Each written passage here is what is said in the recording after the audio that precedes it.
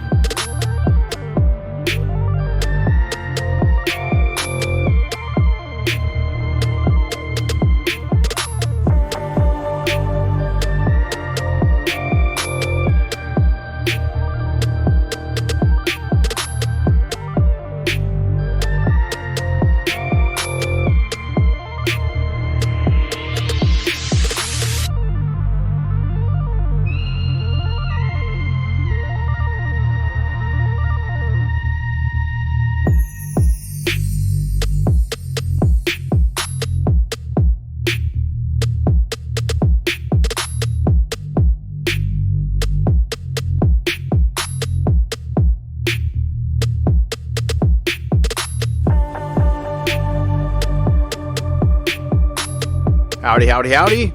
Welcome to the Nerdrotic Nooner. My name is Gary Beekler, and I come to you from Nerdrotic.com. And I am live in San Francisco, California. And I hope everyone is just having a splendid day. Howdy. Greetings, everyone. Well, that whole Doctor Who thing hasn't died out, hasn't it? And as I said in yesterday's live stream, the spin continues, and it is one of two things. It is, we gave you what you wanted. You wanted two-parters. You wanted villains, and we did that. And the other spin is, well, twofold. It's the fans' fault. It's obviously our fault. We don't know what we need. The BBC is going to give us what we want, or what they think we need, not what we want. So we don't want to do this evil fan service thing that has been cropping up since The Last Jedi. And it seems like the BBC has learned a little bit from Disney, but the early stages, not the later stages. And all they have to do is go over and look at the current state of Disney Star Wars and see what happens to a major franchise after they deconstruct it, vandalize it, exterminate the past. And Star Wars is a strong franchise. It can survive this, kind of. It will be around forever.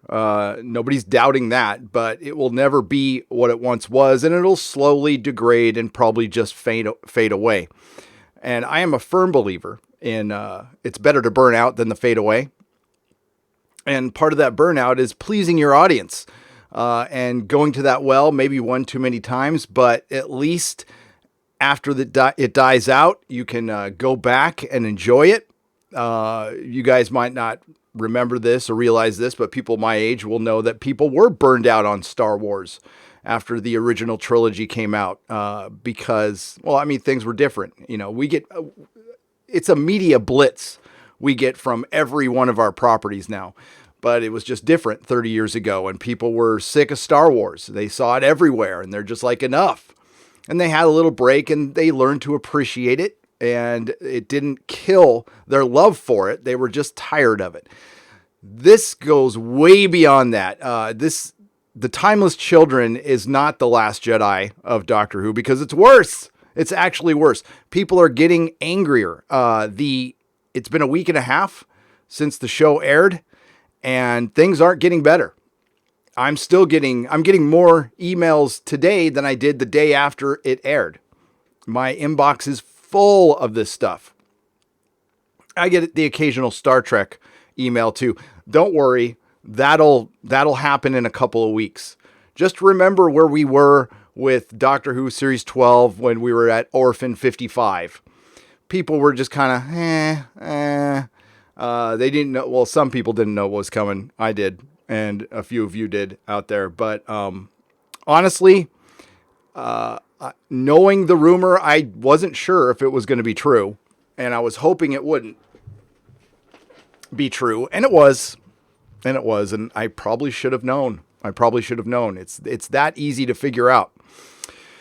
I watched Az's brilliant rant this morning, his 45-minute rant. I highly recommend you watch it after you see this live stream. I can even link it for you later.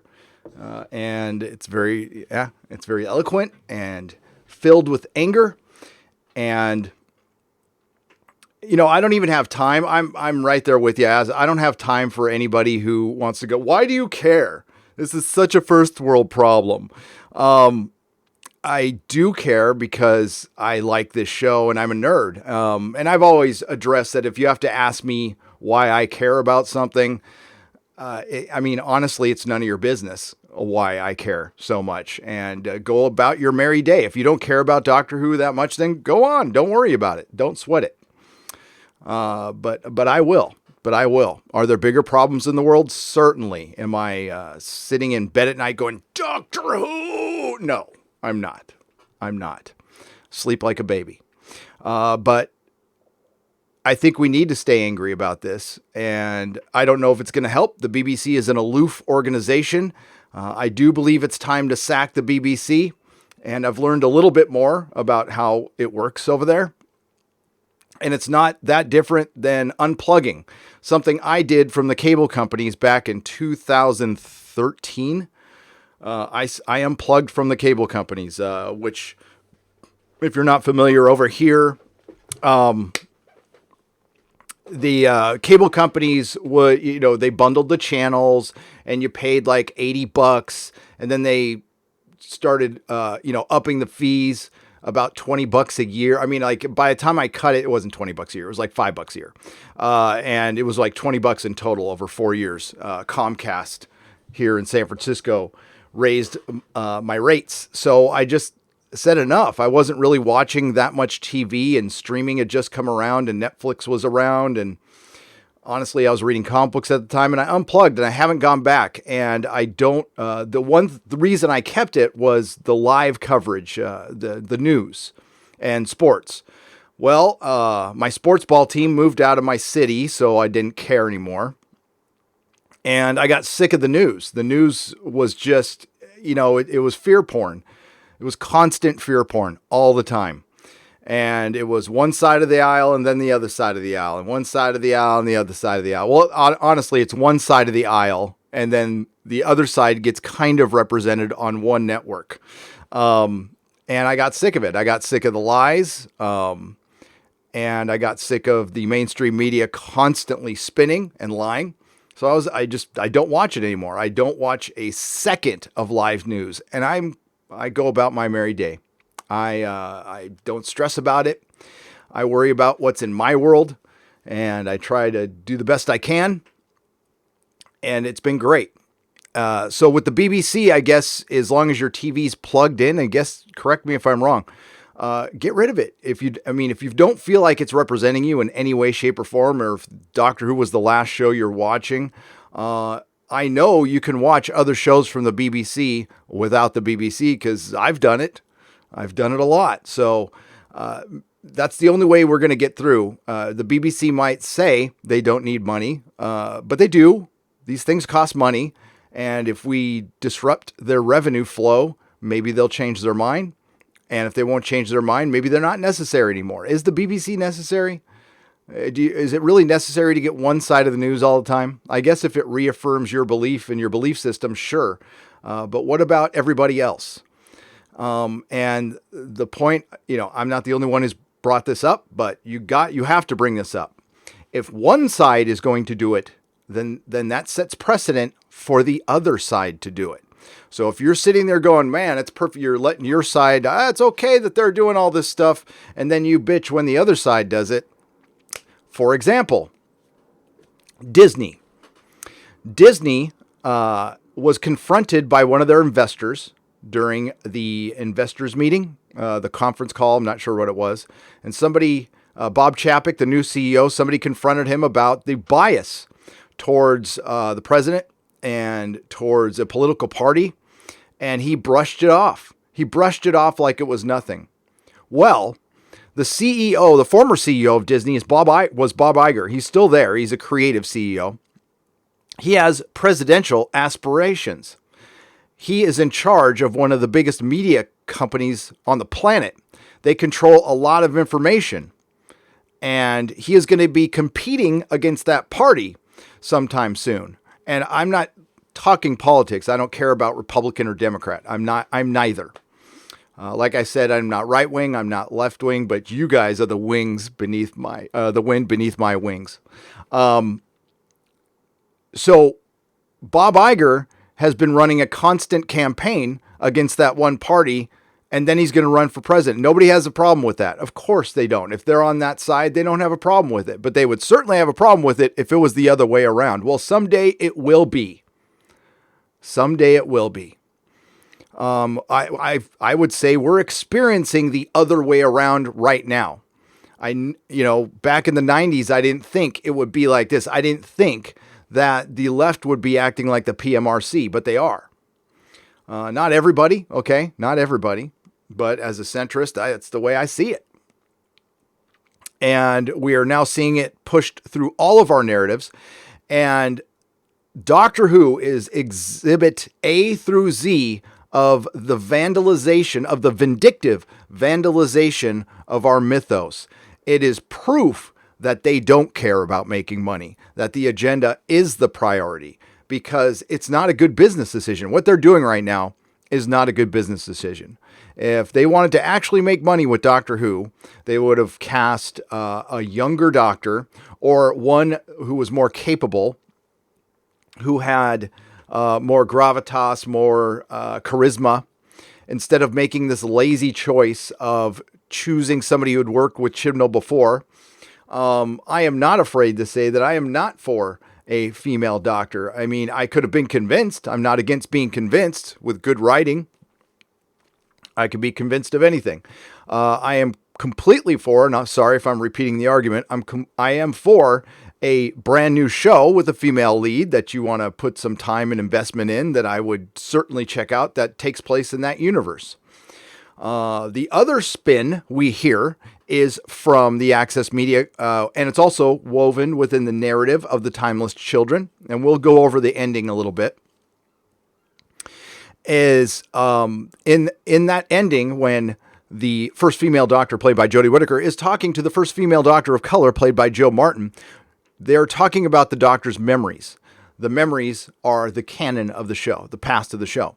And the first female doctor, played by Jodie Whittaker, is trying to reconcile the fact that she's got a bunch of memories she doesn't remember. And the first female doctor of color, played by Joe Martin, says, well, does it really matter? Does it really change what you are? Does canon really matter? It doesn't matter.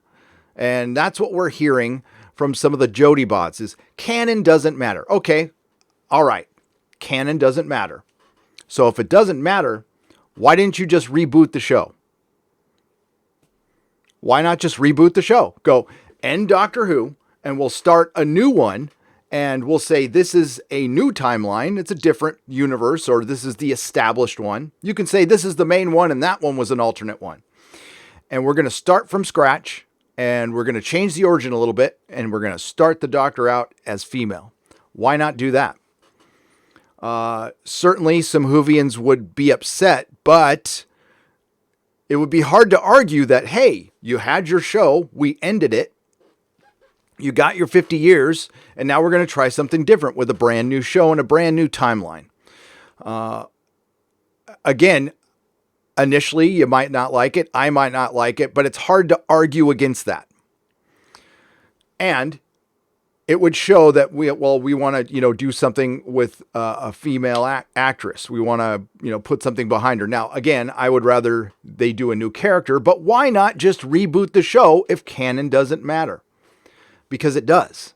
They don't want to get rid of the canon. They want to somehow reconcile it in their brain, just like the Doctor was. So they need to change it to make it okay for some trend that's going on in 2020 that people are going to cringe about in 2030 or 2025. Everything that's going on right now is nothing more than a fashion trend. It's fashionable for some to be woke, to feel woke. That's it. It's like a pair of pants. It's like Jeremy's ripped jeans. that went out of style. Well, were they ever in style? Okay, so let's just say they were in style at one time. It's like Jeremy's ripped jeans. That's all these are. It's a mullet. It's a fracking mullet. So they sold out the fandom. They sold out the Whovians. They betrayed us. They sold us out, and they berated us. They've been vindictive through the narrative and outside the narrative. Chris Chibnall, I understand why he doesn't give a lot of interviews.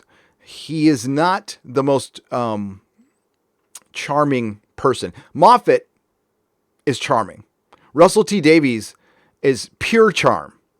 And you need to have that to write Doctor Who. You can't be a stiff and write Doctor Who. You can be a stiff and write dramas like Broadchurch. I mean, joyless dramas can be written by stiffs. Alex Kurtzman and Chris Chibnall are the same person. They're good. Well, I'm not going to say they're good. They can write if some people like, I'm trying to work because I don't like any of the shit they do. Some people like what they do in the drama department. But when it comes to science fiction, and especially when it comes to Doctor Who is not just science fiction. Actually, I think it's science fantasy more than anything.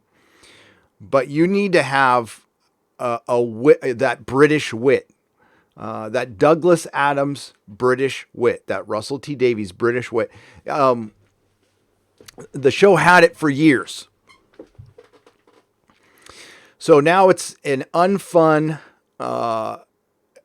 practice in edutainment, as Clownfish TV calls it. And it's just more important to get these woke points, the virtue signaling in. Did you realize, because I did a video on this, there was a character, her last name was Khan, I believe. If I get her last name wrong, forgive me. She's a real life person who was, I believe, a code breaker for the British in World War II, and she was in France, and she was basically a spy. And they used her as a plot point in one of the episodes, and she helped the Doctor escape, and they had a scene where they had these 3 amazing women, 2 from real history, with the Doctor fighting the Nazis. Uh-oh. It looks like I stopped up a little bit there. Let me know if it stopped. Okay. It looked like it stopped for a second, but, so the Doctor, this woman helps the Doctor, and the Doctor didn't feel, it was important to mention that this poor woman was about to get caught by the Nazis, tortured and executed. So if you don't know who this character was and you're watching Doctor Who, and then you go look this heroic character up from history. Again, it's not different from what they did with the Watchmen. And you see what a terrible end she had. You would think, well, the Doctor had to know that. And I'm sure you could say fixed point in time, but they didn't even bring it up. I would call that exploitation. They just wanted to get the virtue signal, and they didn't think about it beyond that. And again, I've done a video on it. It's the worst form of exploitation, and it's how low they are willing to go so they can get a little pat in the butt at one of their cocktail parties, a metaphorical pat in the butt. Of course, if that happened, they would scream bloody murder. Well, it probably does happen, to be honest with you. But yeah, so we got a couple of articles we're going to go over. Yeah, it's sunny. It's sunny here in San Francisco. It's weird. It's kind of a ghost town out there. I went out and did some adulting stuff. And we will start with, let's see who's here first. And then we're going to go to the Radio Times article. Hi, Starry-Eyed Girl. Thank you for being here. And your wrench, Jesse Anderson Pender. What's up? Stella Maria. Thomas Williams. Okay, I'm reconnecting. Why is it doing that? All right, I'm going to disconnect in a second.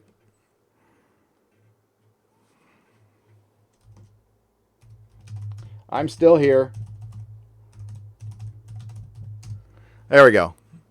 Yeah, it's I don't know. OBS is acting weird right now. But we'll see. All right, so again, Ginger Hosley, rural, Mikey Gusler, Flashy Vic, Stellar Heather, Keck44, Google User, and Apocrypha, Darth Scipio, John Oil. And I skipped a little bit, but it's going to come back. Hopefully it doesn't do that again. Sometimes it doesn't in the starting of the live stream, and it's annoying. But I'm still here. Don't worry. I see it still working. I'm still here. Okay. It's the BBC, man. I'm out to get them. They can't stop me. They can't stop me. It's time to sack the BBC. It is time to sack the BBC. And thank you all for being here.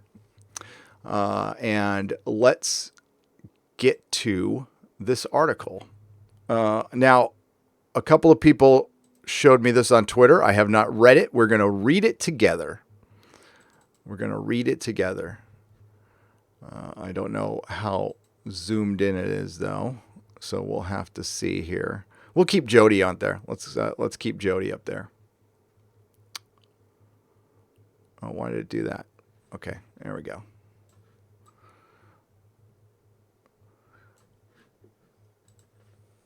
All right.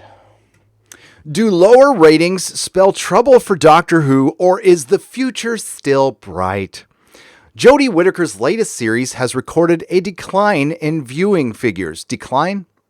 Falling off a cliff, but we can use the word decline. That's fine. But fans shouldn't be worried about what's next for Jodie Whittaker's Doctor. I don't think we're worried. Is anybody worried? Is anybody ever worried that her and the fam are in trouble? There's no stakes in this show. It's stupid. The ratings for Doctor Who's latest series are in. And for any Who fan, they make for a slightly sobering read. Figures for the BBC sci-fi drama are down generally from the last series. Generally. Significantly, Radio Times, you shill. With the 7-day figures now included, the series finale, Timeless Children, attracted 4.69 million, down considerably. There you go. That's more like it. From the 6.48 million consolidated who watched the 2018 finale, The Battle of Razkur av Kolos. In fact, while the Timeless Children's 3.78 overnight figures were higher than many other episodes in recent series, the 4.69 7-day rating is actually surprisingly the lowest 7-day viewing figure the series has had since Doctor Who was revived in 2005. For comparison, 2017's The Doctor Falls had a 3.75 million overnight, but a 5.6 million 7-day rating. So what's the story behind the lower ratings?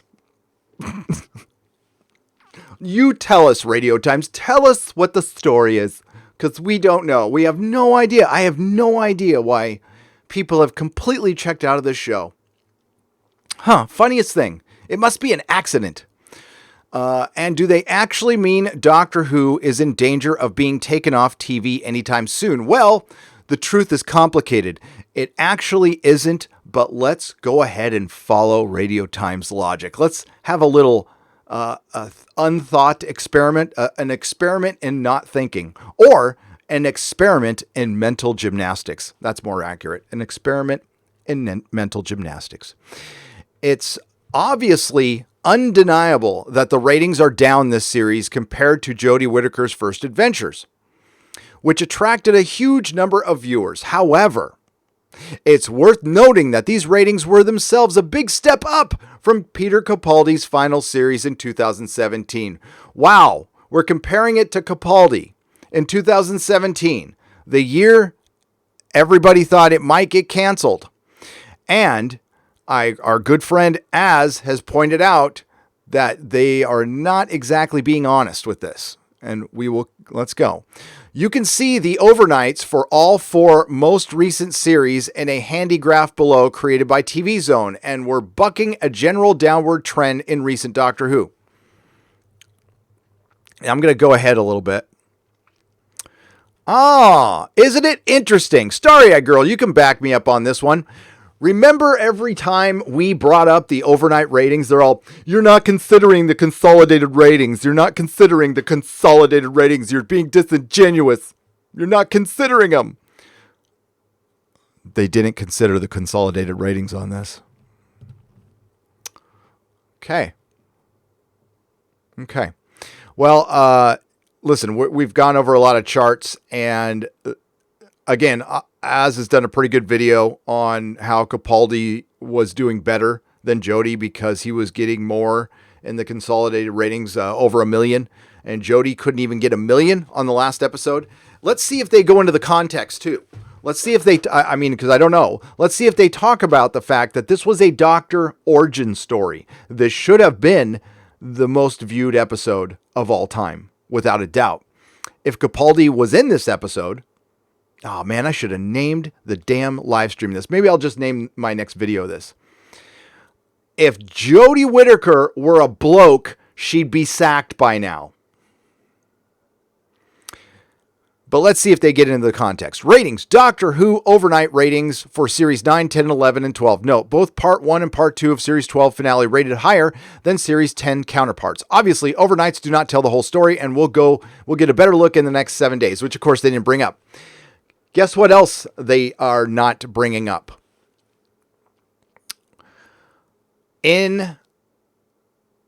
For Series 10, let me see if they do bring it up. I don't want to jump ahead now. Let's just do that. It's not like for like. Oh, that's good. They bring it up. Capaldi's Series 10 was in the spring on Saturdays, a tougher slot compared to Whittaker's 2 winter series on a Sunday night. But if this latest series had come right after Series 10, the ratings drop would be significantly less noticeable. In fact, the overnights are generally healthier in the Whittaker era, possibly due to the move to Sunday nights. That's not anything bolstering your argument. That means people were home and they were bored and they were watching it. It actually is a credit to Peter Capaldi that more people decided to watch it later, despite, because a lot of people obviously heard that the episode was crap and didn't want to waste their time. And they probably checked in early on in the season, and the ratings show that because the ratings were higher, and they had just had enough. Capaldi's Series 10 was after a year-long break. A year-long break. They were also introducing a new companion, Bill. And Series 10 was woke. Peter Capaldi gave us a good performance. I honestly can't remember more than maybe 2 episodes from that season. They were just completely forgettable. Sorry, I like Capaldi. Season 10 sucked. It sucked. It led to this. Wasn't his fault. Wasn't the man's fault. And if a Jamie Matheson had come on and written for Capaldi or anybody else really, I think it would have been a lot better. But you would have to make believe it was 2010 and not 2019 or 18. Maybe really Whittaker's first series was the blip. Really? A big influx of people curious about the new casting of the Doctor. Wow. And now things are settling down again to about the level you'd expect for a 15-year-old reboot of nearly 60-year-old TV show. Man, I am going to bring up some of their old articles. Because, wow, this is like a come to Jesus moment for the Radio Times. The below chart created by George Shard gives a helpful demonstration of the using averages. George, yeah, so a chart that you copied off of the Google fans. And remember, right here, this 7.9 million is all due to a 10 million view episode. And it was all down after that. It's not as simple as saying, oh, wait. Okay, it's not as simple as saying that fans clearly don't like the show anymore and have stopped watching it. I think it's that simple. I think it's really that simple. This has been a gradual decline since 2015 or earlier. It was a gradual decline until the last episode. and we'll show you the ratings. It fell off a cliff. It lost almost 50% of its audience from the first episode of this season. In the UK, it lost 150,000 overnight viewers from penultimate episode to finale. People didn't care. This was a doctor origin story. And in a landscape where fewer young people than ever are watching BBC shows, wait a minute, I thought the BBC said this was a family show and that more girls were watching. Or no, that's not exactly how they worded it. They worded it that more younger women we grew our younger female audience. I'm going to have to find that article again. And audiences are being eaten up by big budget sci-fi dramas on platforms like Netflix. Doctor Who was always going to struggle. Why? Why did it always have to struggle? I love this defeatist attitude that you're starting to hear from the creative, quote unquote, well, the repurposers out there. You can't satisfy anyone. We're always going to struggle. These people are professionals in charge of a TV show. The glory days of David Tennant et al. Were in a different TV landscape. And if the 10th Doctor touched down now, it seems likely he'd command anything. He wouldn't go, whoa. What? The glory days of David Tennant et al. Were in a different TV landscape. And if the 10th Doctor touched down now, it seems unlikely he'd command anything close to the ratings he did over a decade ago. Bullshit. Bullshit. Bullshit. Bullshit. Bullshit. Okay.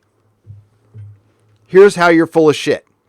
David Tennant was very popular over here. And when he landed at the BBC, it was very difficult for Americans to catch it. You had to have a certain cable package, or it had to be on BBC, or I can't remember on 2005, to be honest with you, how you were watching it. But it wasn't on Netflix until 2009. And it was because of Netflix it got popular. Netflix was around back then. Bullshit. Actually, David Tennant created this. It got big because of him. And as more people were aware of his series and watched it, his popularity grew even after he was gone. It hit in the States. I'd say it was at its zenith during the 50th anniversary. That was Matt Smith's era, but it was because of David Tennant. Matt Smith was popular over here too, very popular over here. Don't get me wrong.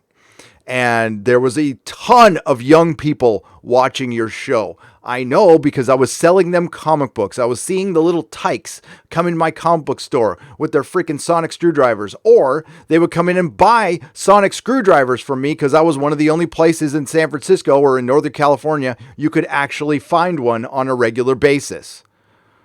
Before, there was a time when Toys R Us, when it was around, did have Doctor Who toys and Walgreens, but that was way after I was selling them. And there was other comic shops in the Bay Area, but they had like a little section. I was so deeply in love with this show. I gave Doctor Who a ton of square footage that I probably shouldn't have in a comic store that was focused on superheroes, but I made an entire wall Doctor Who selling.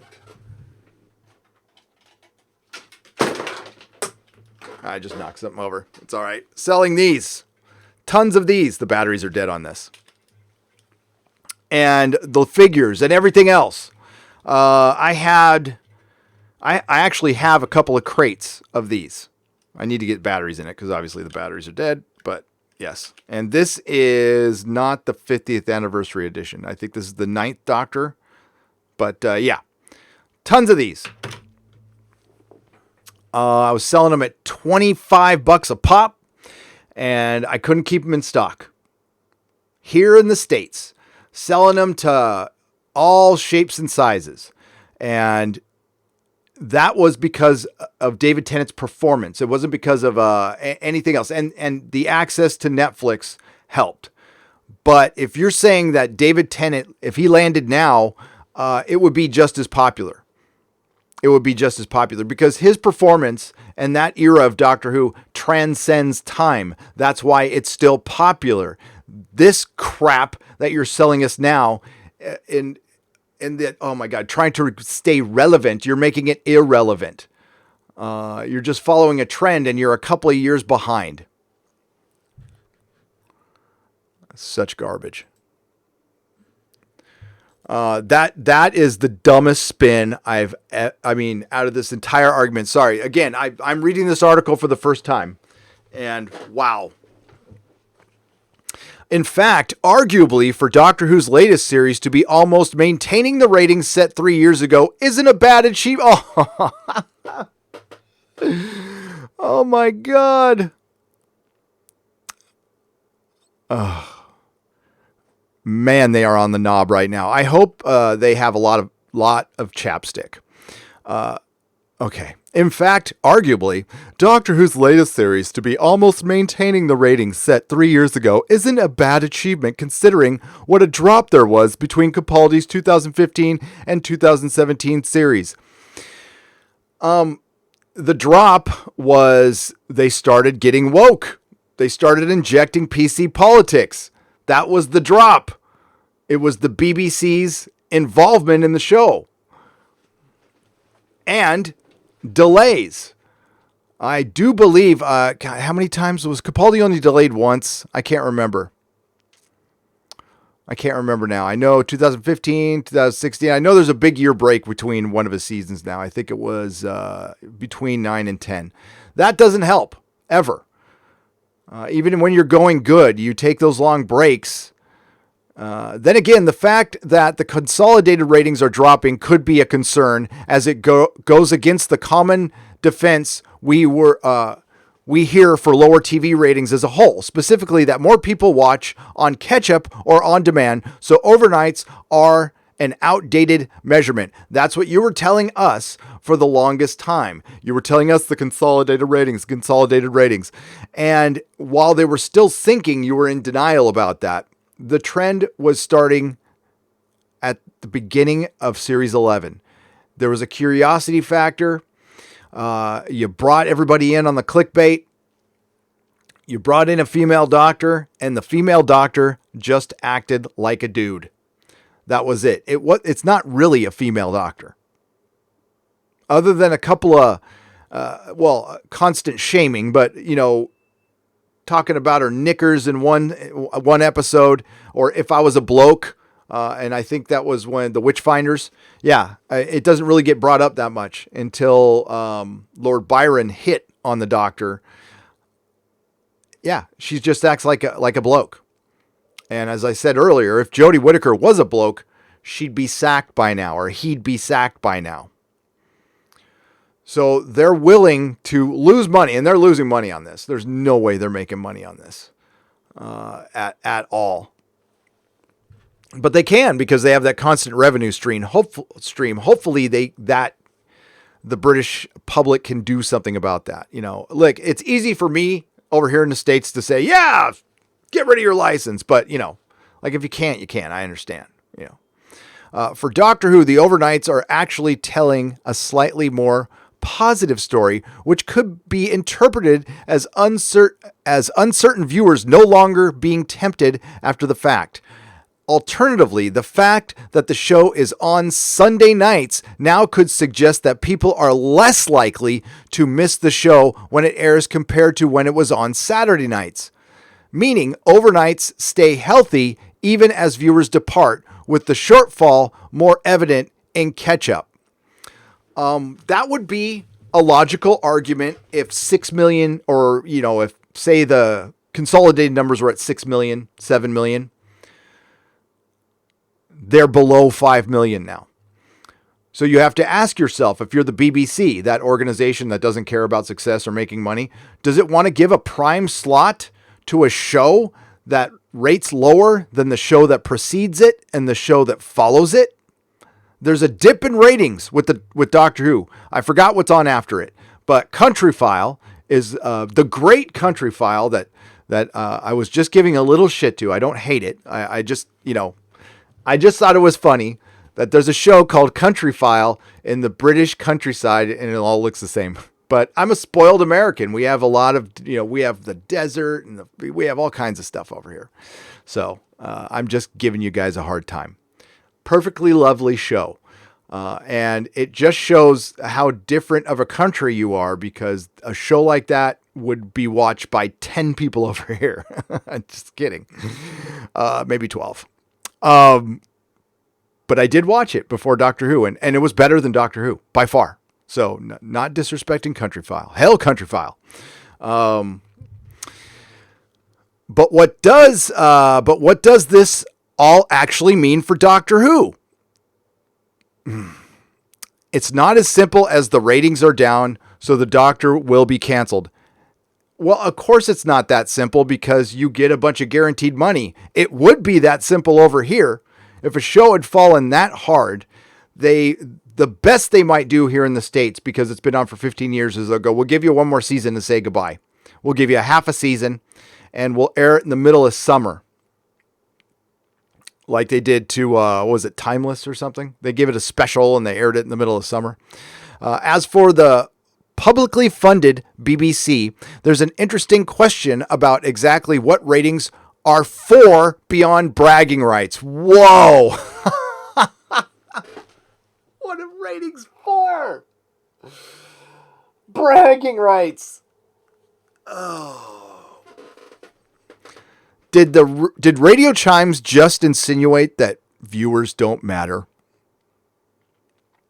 I think Radio Times just insinuated that viewers don't matter. It's just there for bragging rights. Obviously, they need to make TV that people want to watch, but that goes right against what you just said. I'm convinced this person's on drugs. But which people? Well, I mean, obviously, you don't want all of us ist and phobes watching. I mean, you made that very clear. At a recent event, BBC drama boss Piers Wanger, he's got a wanger, Piers Wanger, made the point that Doctor Who fulfills a need for family programming. So it just fills a slot. It essentially fills a slot. Well, I mean, that would explain the writing, that it just fills a slot. I could make a joke. I mean, I don't know what preference Piers Wanger is, but in concern, when it comes to filling a slot, maybe that's how Mrs. Wanger feels. He's just filling a slot. Okay, that was low. I don't know if he, or Mr. Wanger. I'm not sure. It doesn't matter. We don't judge here. Fills a slot and said that they were far from wanting to rest the show. Well, of course they're going to say that the day after the ratings crash. I don't think they were expecting people still to be mad a week and a half later. I wasn't expecting it. I thought apathy would have just crept in and people would have just been done. But they went back and exterminated the entire past of Doctor Who. Now, I hope people have stopped with the spin. I really do. Brain of Morbius. Noel just tweeted that, I mean, there's example after example that contradicts the Brain of Morbius, which is solidified canon over a loophole. And I've made this argument before. Watch the Bulls Trek video on it. It doesn't work. They thought it would, and it might work to a lot of Google fans and Tumblr fans out there, but not with fans who have been with the show for a long, long time. Now, again, there are the channels and fans out there who have little TARDISes on their logo or in their name for their YouTube channel, so they're going to rah-rah whenever they need to, because that's what their entire channel is based on. I wouldn't do that personally, but I mean, all right. It's also not just funded by the BBC. It's funded by lots of international partners, including HBO Max. Oh, by the way, we will get to HBO Max in a minute.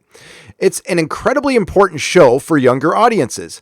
Not necessarily, because earlier in this article, you just stated that young people weren't watching it as much.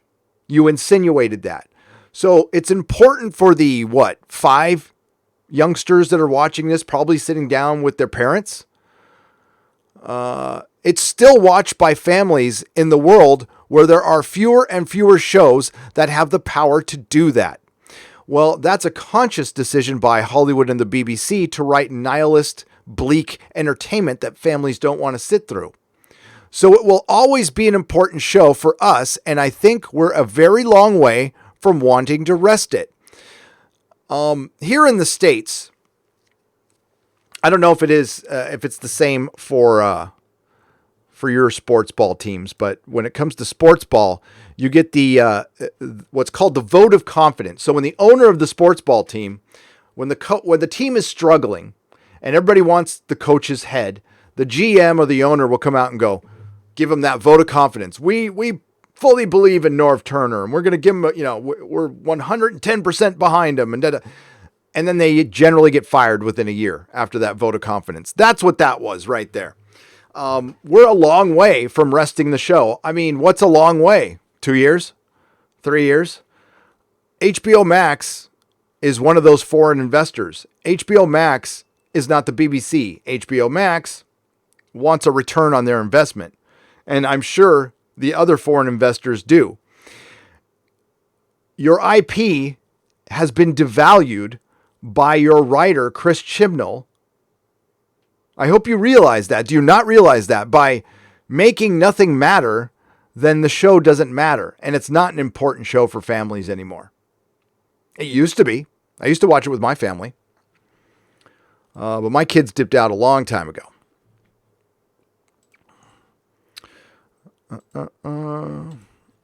I'll get to you guys in a second.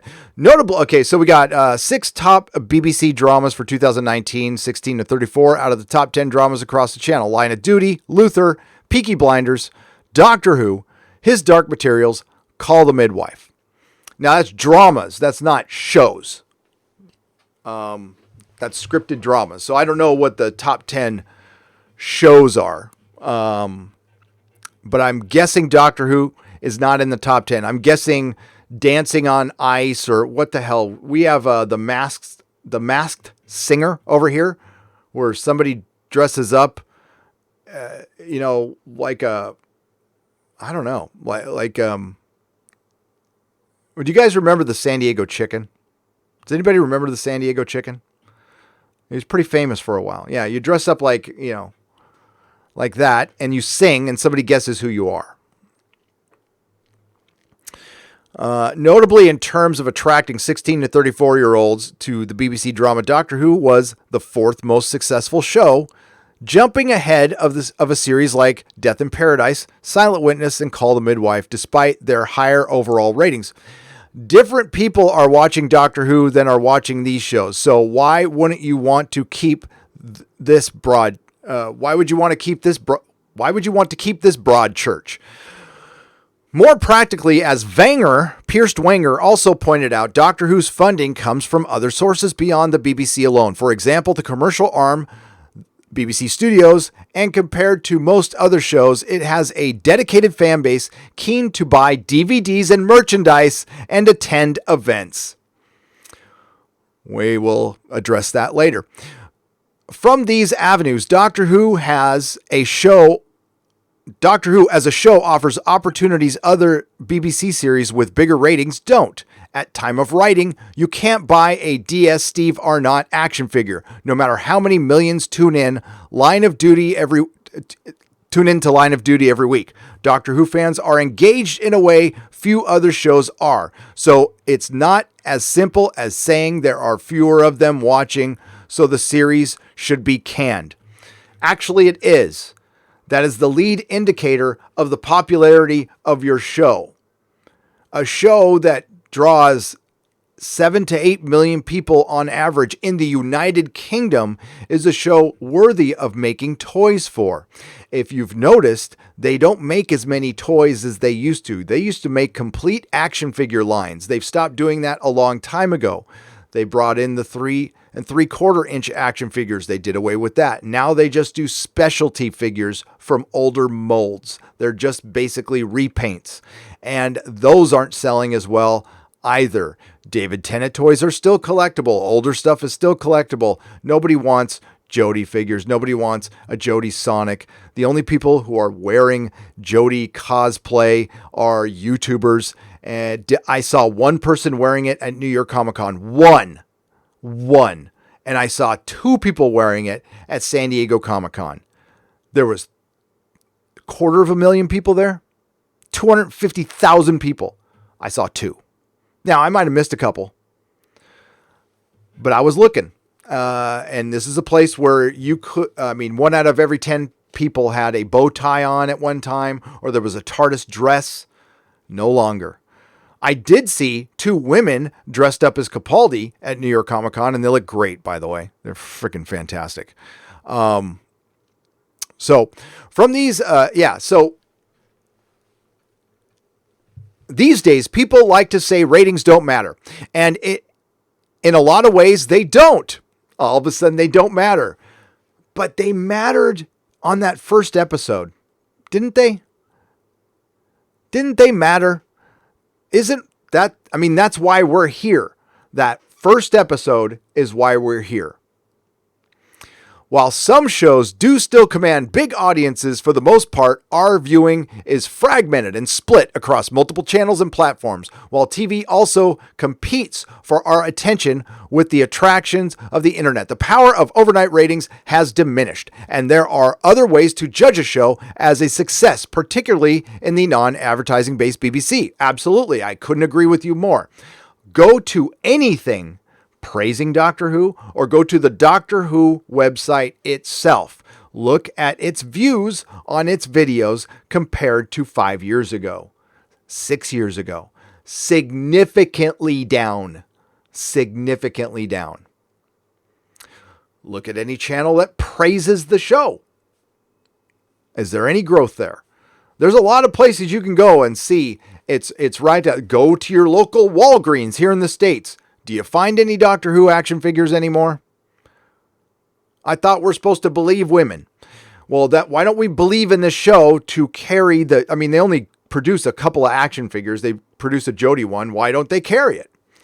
Because they used to carry stuff. Barnes & Noble was the one retail place where you could find Doctor Who DVDs, Blu-rays, and toys. They had a Doctor Who section. That section no longer exists. And the DVDs are now put into the United Kingdom BBC section. Doctor Who used to have its own section. Funny thing is, the card, the title card that they would have, never had Jodie on it. Not in my neck of the woods. I have 3 Barnes & Nobles near me. I used to go to them constantly to go look for Doctor Who stuff. With that said, though, ratings do tend to start to matter if the show is doing well in them. For example, in Jodie Whittaker's first series, when the big leap in viewers was well published by the BBC, and the bad PR of making a show that fewer and fewer people are watching is the flip side to that, even if you're not losing money on the show itself. But I don't think this is the case for Doctor Who. And in my opinion, it seems unlikely that this dip in ratings is anyway close to the end of the series. Well, no, because we're going to get another season. But what are you going to say next year when they dip below 3 million? Because they will. I promise you they will. They will be at all-time lows next season. You will naturally lose viewers because you're going to take longer than a year, and apathy is going to set in. Was The Last Jedi not a good enough example for you? Apparently not, because Star Trek is doing it too. Unfortunately, Doctor Who is now going to be the worst example of this. The worst example of get woke, go broke. And we're just going to have to be patient. And when season 13 comes out, and do you think they got rid of the numbering for the Doctor because they didn't want the 13th Doctor and the 13th season to be the end of the show? It's just something to consider. But why is my alarm going off? Sorry about that. If nothing else, it's hard to think of any sort of replacement that would bring in millions of viewers, attract young audiences, and create a whole world of commercial opportunities at a stroke. For a while yet, the Doctor seems safe from that experiment. Okay, here's where you're dead wrong, and I'll tell you why. These shows like these are very expensive to produce. Merchandise is very expensive to produce, so you need to have that constant revenue stream. The BBC was printing money with Doctor Who for a while, and they got cocky. They thought they could do whatever they want with this show. They took the Whovians for granted. That's what the Disney Star Wars did as well. And you're going to pay the price on this one. Because when you fuck with somebody's childhood, you risk... Now I'm back. Okay. So, the biggest mistake they made is if you wanted people to like Jodie, I don't think it would have helped. Because ultimately, she's not a good doctor. Her performance is weak. When you put her up against I guarantee you that's why they didn't put her up with John Barrowman. I mean, he would just bury her. He would chew up her scenery. But if you wanted to show that you're trying to mend fences, instead of being vindictive, send Jodie out to the cons. Have her kissing babies and shaking hands and taking pictures with fans. Not charging, by the way. Don't charge a penny for that. Don't charge for autographs. Go out there for free. And go on a press tour, on a good press tour. It's far too late for that, by the way. It's far too late. I think the large portion of the fan base wants Chibnall's head, metaphorically. I think he needs to go. And I think Jodie needs to go with him. If you want to save your show right now, you need to fire Jodie Whittaker. You need to or sack. I'll use your terminology. You need to sack Jodie Whittaker. You need to sack Chris Chibnall and start from scratch, or just die. I mean, that's what's going to happen. The show's just going to die. Justice for Hartnell. You're damn right, Tim F. Disrespecting William Hartnell's legacy is going to stick with the fandom for a long, long time. So you need to undo that immediately. Apologize to the fans. That's the same thing I said to Disney Star Wars. It's not going to happen, but I'm telling them, you want to make fans happy? Admit you made a mistake. We got a little cocky. We want to fix this. And then you can probably make your millions again. But at this article, I just got rid of it. But at the end, it basically says, well, it's going to be really hard to find a show where you make millions of dollars and can do merchandise. Really, no, it's impossible now. You cannot create a franchise in today's environment like Doctor Who, like Star Trek, Star Wars. It can't be done because of the way entertainment is right now. It's driven by bankers. It's driven by giant corporations. It's impossible to be that creative and to have that strong of a singular creative force is what these franchises need at the beginning to carry this through. And the fact that Doctor Who wasn't the biggest thing in the world and it was part of British culture for a long time and it didn't get tainted by the corporations in the U.S. And yeah, I believe that. I think that factors into it too. That's why it lasted for so long, and you can't do it. But the BBC could replace Doctor Who with some reality show or some singing show or X Factor 2.0, which costs nothing to make, and they would make crap loads of money off that. More money than they would make off of Doctor Who.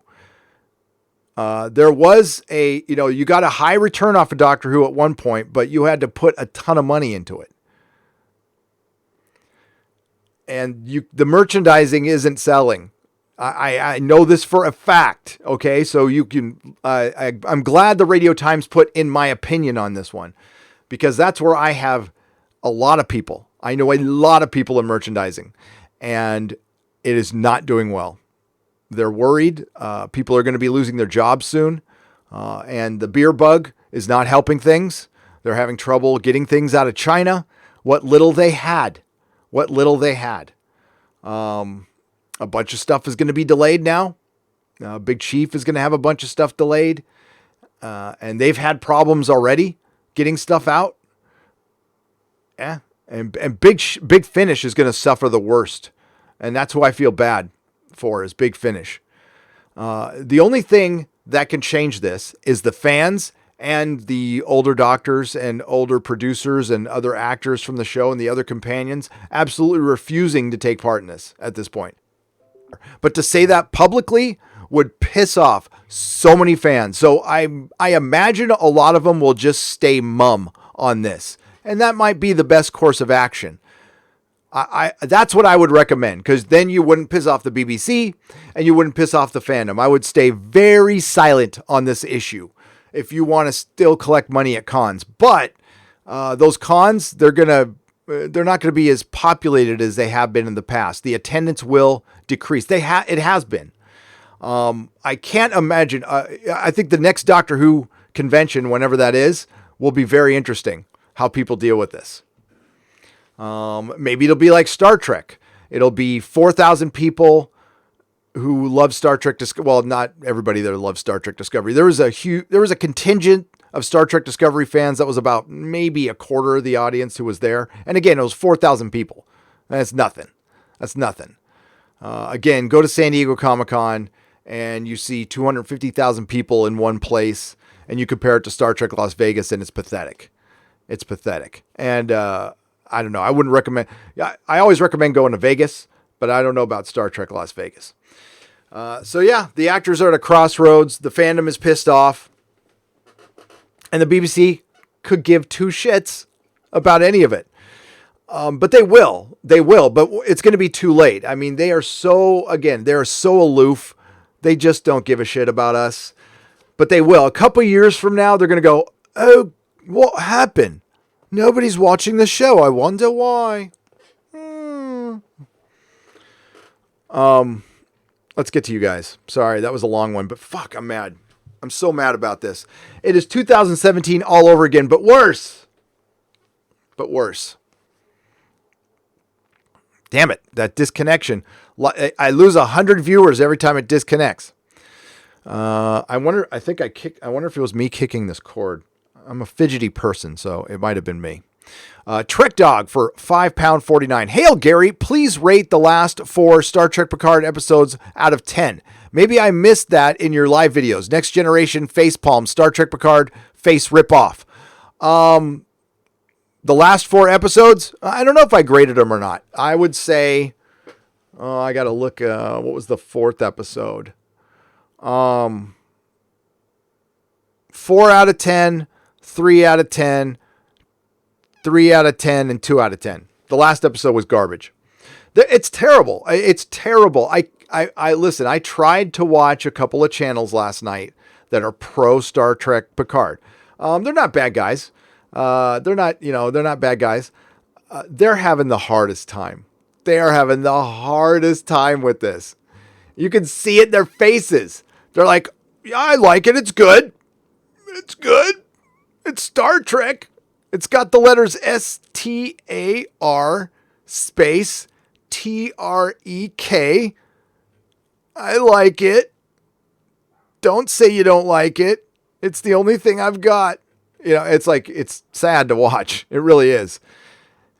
It's okay not to like it. I mean, you don't want to enable shit like this. Kurtzman is terrible. He's as bad as Chibnall. They just haven't gotten to Kirk yet. But they got to Spock. The thing is, nobody watched it. Nobody saw what they did to Spock in Star Trek Discovery, or a lot more people would be pissed off. I mean, it's one thing for me to describe it to you. It's another thing to see it. To see that they brought back Spock just to be a supporting character for Michael Burnham. It's irritating. Trek Dog, I hope that is good enough for you. And I promise I'll give a score tonight. Cesario JPN for $5. Brie Larson, I do not need a 40-year-old white dude to tell me what didn't work for him. Me looking at Chris Chibnall. I think he's 50, Brie. Yes. And that is one white guy I am willing to completely get rid of. By the way, I don't care who's what. I don't. But yeah, be the change you want to be, Chibnall. Be the change you want to be. Same thing we said to Rianne Johnson. Thank you, Cesario.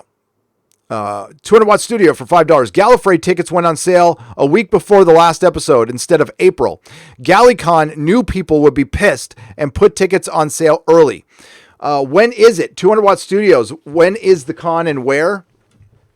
Because I didn't go to Gallifrey 1 down in LA. because of the mom stuff. I would definitely go to the next one if it doesn't get canceled because of the beer bug or delayed. You're alive. How's it going? How's your mom? Says AKA Blonded for $5. I am alive. Mom Roddick is doing much, much better. Quick update on Mom Roddick. She's getting her health issues taken care of. She has moved into a new place that has somebody watching her, making sure she gets fed and all this stuff. And it's great. And she even gets to keep her little dog Piper. So, and I talked to her last night. She's doing good. She has no idea what I do. Like, not a clue. Neither of my moms do. I have two moms. I have an adopted mom and a birth mom, and neither of them have any clue what I do. The Board Observer for $1.99. Bottling up your voice and to use an essential oil sub. Bottling up your voice and to use an essential oil sub, says the Board Observer. Oh, I don't know what that means. Elaborate, because it might have been something I've been referring to in the article. So go ahead and elaborate in the chat, the Board Observer. Just hit add Nerdrotic so I can give that the proper attention, because I don't know the context of it. I apologize. Care for the jelly baby for £5. Went to cancel my TV license and found that I can't because I watch live streams on YouTube. What the fuck? What? Wait a minute. How is that? Oh, because you watch it on TV? Then watch it on your tab, or maybe you don't have a tablet. Yeah. Can they get you for that? Do you have to pay how does that even equate? Why do you have to pay a license to watch me or to watch anybody else? Is it because of the TV? If it's plugged into a wall, can you call it a monitor? Is there a loophole in that one? Tell you what, Care for a Jelly Baby, just say, I don't have to pay my TV license because of the Brain of Morbius. Use the Brain of Morbius loophole. Christian Sudeth for $10. Hope you're having a good day, bud. What's your favorite episode of Doctor Who? One of the one that represents what you love about the show. Mine is the Smith era episode of with Van Gogh. The ending was so touching. My all-time favorite episodes in this order, and it's episodes. I mean, there's serials and then there's episodes, and but I like City of Death, Spearhead from Space, and Utopia. Utopia is my favorite modern era episode because the ending is just epic. The Return of the Master, how they explain, He washed up as a child on the Silver Desolation. Fucking the whole thing was great. I remember I was sitting on the couch, and the first time I saw that episode, I was watching it with my kid, and we're like, no. And oh my God, it was just great. Goosebumps. I love Utopia. Even the crazy people with their filed teeth and running around in a rock quarry, and but the music at the end, it's like, Murray Gold is so good. Everything about that episode just is great. That's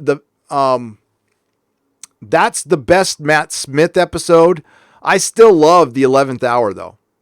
I think Spearhead from Space and 11th Hour are the two best introductions of the show. And like I said, I'm appreciating Matt Smith a lot more nowadays than I was even at the time. I mean, I've always liked him, but I think he's a great doctor now. It's moved into great doctor. By the way, I usually don't ask for things. But if anybody, I am a toy collector and I am looking for a 12th Doctor. I got to find the picture. It's an exclusive. It's very hard to find. So if anybody knows where I can buy one, it's a 12th Doctor, and it's Peter Capaldi in his burgundy jacket from season 10, and it was an exclusive to a show over in Britain, over in the UK. Big Chief 12th Doctor exclusive. Unless I was looking at a custom. It might have been a custom, but the guy was selling it on eBay, and I left it Yeah, there it is. Maybe it was a custom. No, it was sold as some kind of an exclusive. There we go. Yeah, it was a festival convention exclusive. Here it is. Here it is. I'll show you guys. If anybody sees that, email me at gary@nerdrotic.com. Again, I want to buy it. I'm not asking for anything for free. Here we go. Oh, why did it get cut off there? That sucks.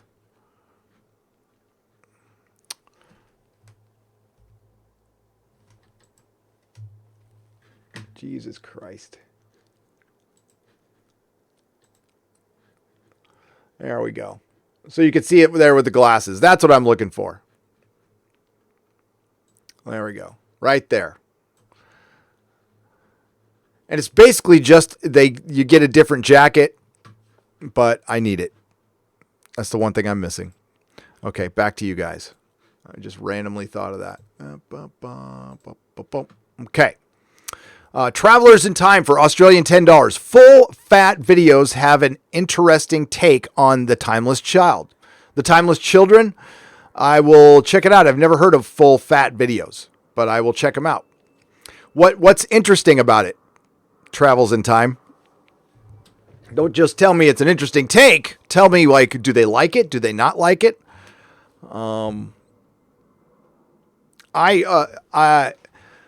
I watched Flower Productions video where they were kind of using the same spin as the Access Media, that Chibnall gave the audience what they want, what they said they wanted when people were asking for more two-parters or more old villains. I think that's a disingenuous argument. As a matter of fact, I know it is. People were clear. A large portion of the fan base were absolutely clear. We needed better writing and less politics. Make up new monsters. I don't give a crap. But that has to start with good writing. You can't just, I threw a Jadoon and Cybermen in. So what? What did the Cybermen actually do? I actually saw a review said that was the best Cyberman episode he ever saw. I'm like, okay, if you only watch Jodie Whittaker's era, I would believe that argument. Are you kidding me? They walked around some corridors. They missed a bunch of companions, and they stood there. The Cybermen Time Lords stood there. They basically pulled their best Yaz. They did nothing. The Master did nothing. And we'll get to that ending in a second. Because there was tons, I'm sure you guys caught it. There was tons of symbolism in that ending towards the fandom. Java Bean for Australian $7.99. I was warned by a friend this week to be careful what you say to people. R.E. My opinion of current Who. Been a fan since 1981, but truly finished. In what context was your friend? I mean, were they looking out for you, or, be careful what you say to people? I mean, you always kind of want to be careful. You don't want to just walk up to somebody and go, F you, buddy. It's not a very nice thing to say. But yeah, I mean, your opinion is your opinion. You don't have to be careful about it. You just need to be respectful. But no, I that time has passed. There was a time where people were shamed for saying they weren't. They still are, but it doesn't land anymore. Saying they didn't like this series, or they didn't like a female doctor, or they didn't like the writing, or they didn't like the politics. Critical Drinker said it best in his video. Chris Chibnall proved every single one of his critics right.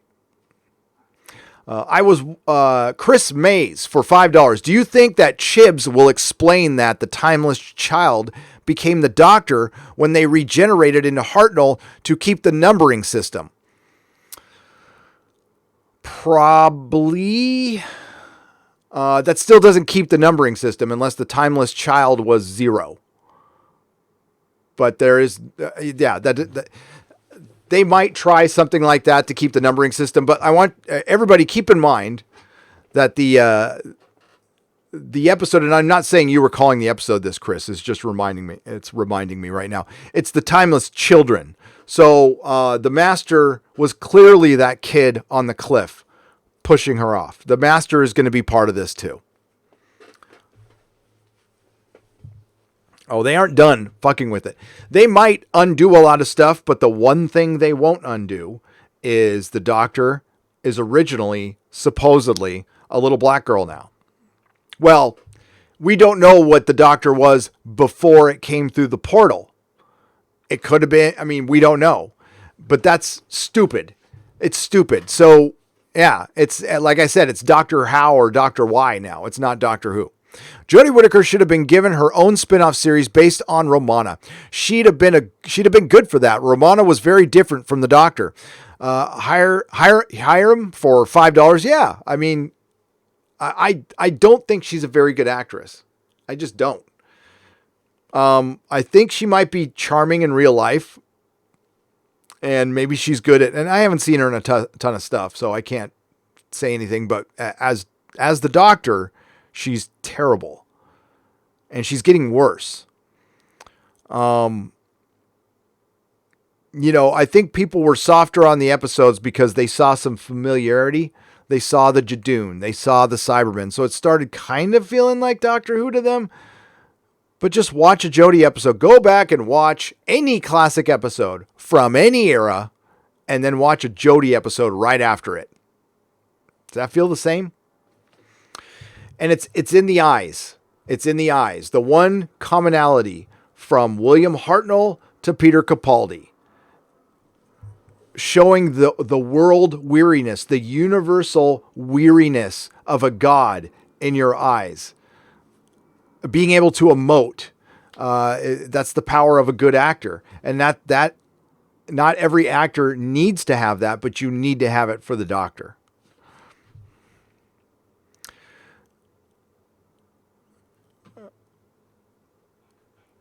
Bill Durkin for $5. You would like the No Agenda podcast. I will check it out. Bill. Is it on YouTube or is it on just iTunes? You could just answer in the chat, Bill. Doctor, what the actual fuck? Yes, exactly. Grobnob, exactly. 80s Grace Jones for the new female Doctor, says Captain Spire for $2. She had the look.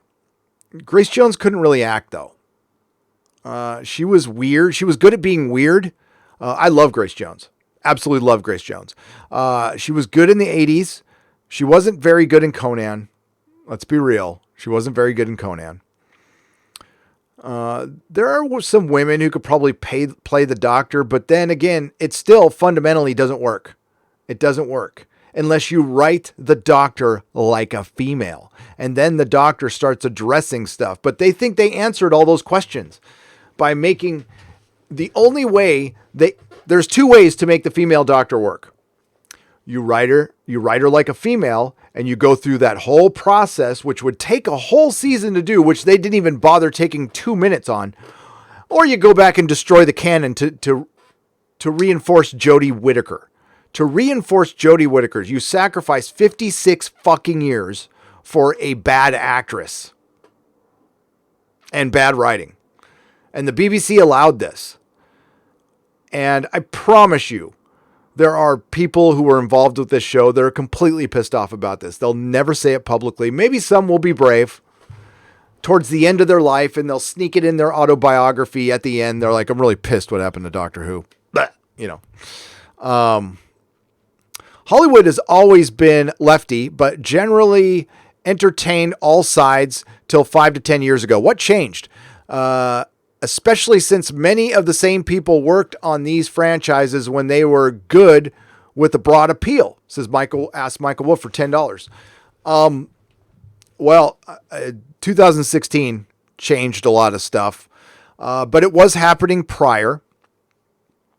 And I think it was a trend. It was a trend started in 2015. Remember when the people were screeching at the universities and things were just getting insane about Halloween costumes and people screaming at professors, and it was a trend of entitlement. It was, and like this weird entitlement. And the thing is they project, so they call us entitled. The people who have supported this, we've always been, Doctor Who fans have always been critical of the show. They'll say that was a bad episode or whatever, but we've always loved it. There's always been a love. That love has been removed from the show itself. That love and care for its past and admiration. Now it's disdain and vindictiveness, and it poisons the narrative, and it's poisoning the fan base. And then they get mad at us for going, we don't like that. And instead of asking, wow, why is a very large portion of the audience not liking this? Why are our Rotten Tomatoes scores always low? Why every time there's a place where an audience can go and downvote Doctor Who, they do it? Why is that? No, they go, how did those Russian bots downvote Doctor Who? Man, those fans are racist. When are they going to be as smart as I am? When are they going to be as enlightened as us? Maybe someday. We got to keep teaching them. Hail, Gary. I am a supporter of Doomcock. You introduced me to his channel. Thank you. You're welcome. Figure you deserve some cash too. Keep up the good work. Thank you, Madcap Goblin, for the £5. And I fully support anybody who supports my friend Doomcock. And thank you very much. Yes, we do a show together, The Inquisition, 6 p.m., 7 p.m., depending, every Sunday. We're going to cover Westworld. I think we're starting a little later this Sunday because we're going to cover Westworld. But yeah, just keep an eye on our Twitter. But yeah, that's the main reason for the change is political sentiment changed and Hollywood freaked out after 2016. So it was getting bad before that, but then it just blew up in 2016 and it hasn't stopped. It hasn't stopped. How long do you honestly think Chibs will continue to get a pass from the BBC if the ratings keep sinking? One more season. KJ for $5. I think the BBC has a big problem admitting they're wrong. Now, I don't have tons of history with them. I'm just talking about them when it comes to this show. But it definitely reeks of an organization that's never had to try very hard. They kind of do what they want. They've got their funding source. And that does affect how you do business. If you don't have to perform customer service, if you don't have to service your customers, you get a little aloof. We don't need their money. I mean, we have articles being written right now that I just read that are stating viewers aren't that important. Do ratings mean that much? I mean, this is clown world. This is straight up clown world. Ugh.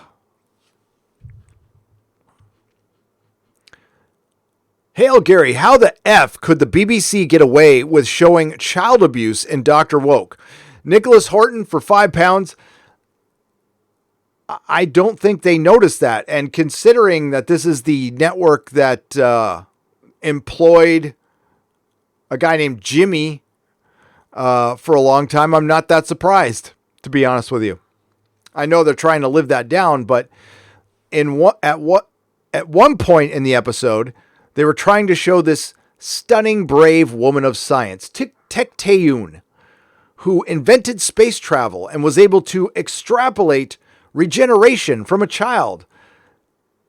So we'll just show the child regenerating again and again. And maybe we'll just gloss over the point that you have to kill the person to regenerate. Maybe the kids won't understand that.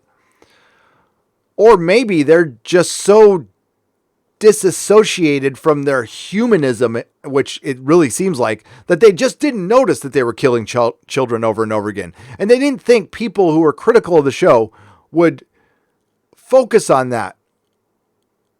Because we did. We all did. And it gets constantly brought up, as it should. Now, I don't know how they put it in there the way they did. It feels like there might have been a scene cut out. I don't know. Gary, your voice is ASMR to me. No joke. Thank you. Lopez T, you're welcome. You're welcome, Lopez T, for $7.90 Russian. Is it rubles? Fried's Wide 2019, 5 pounds. Now that the only fam member left is Yaz, do you think they will treat her as a love interest for the Doctor? They've hinted at it already. Absolutely. They will. Now, they won't consummate anything. There won't be any scissoring in the TARDIS, but they kind of alluded to that towards the end. Was it? Yeah, it was towards the end of The Timeless Children, when Yaz is the one who grabs her and they look at each other longingly. Again, they're just writing the Doctor as a man, so...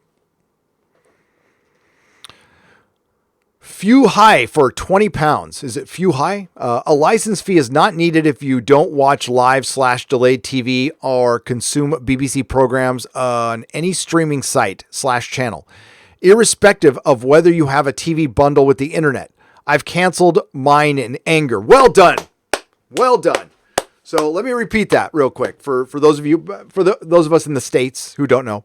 A license fee is not needed if you don't watch live/delayed live TV or consume BBC programs on any streaming site/channel, irrespective of whether you have a TV bundle with the internet. I've canceled mine in anger. Well done.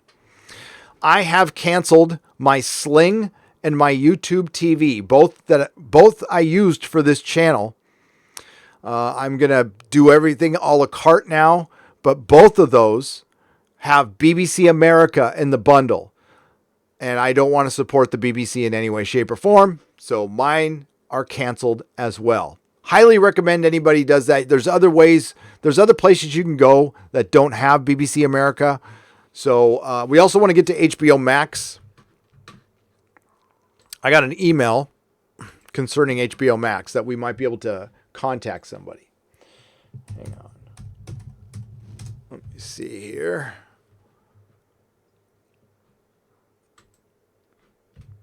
Here we go. Hello, Gary, and this is from Scott. Hello, Gary. Do you think Warner/HBO Max would drop BBC's Doctor Who if we flood their contacts? We need a proper email expressing our disgust at the BBC for allowing the destruction of the franchise. Stress the ratings drop statement that we will not watch the program. Finally, we will not purchase any more Doctor Who products. Cheers, Scott. And here we go. I'm going to link this in the chat. HBO Max press contacts. I want to do this without showing my email. I got an idea. Here. This is better. Give me just a moment, folks, and I will give you all the contacts here. Thanks, Scott.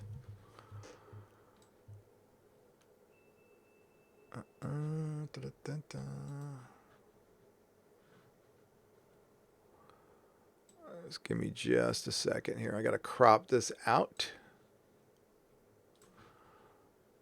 And there we go. Excellent. Let's push that up. Let's see if I can capture it. There we go.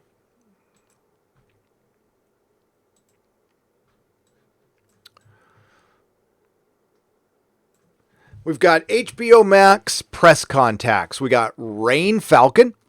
There's her phone number right there.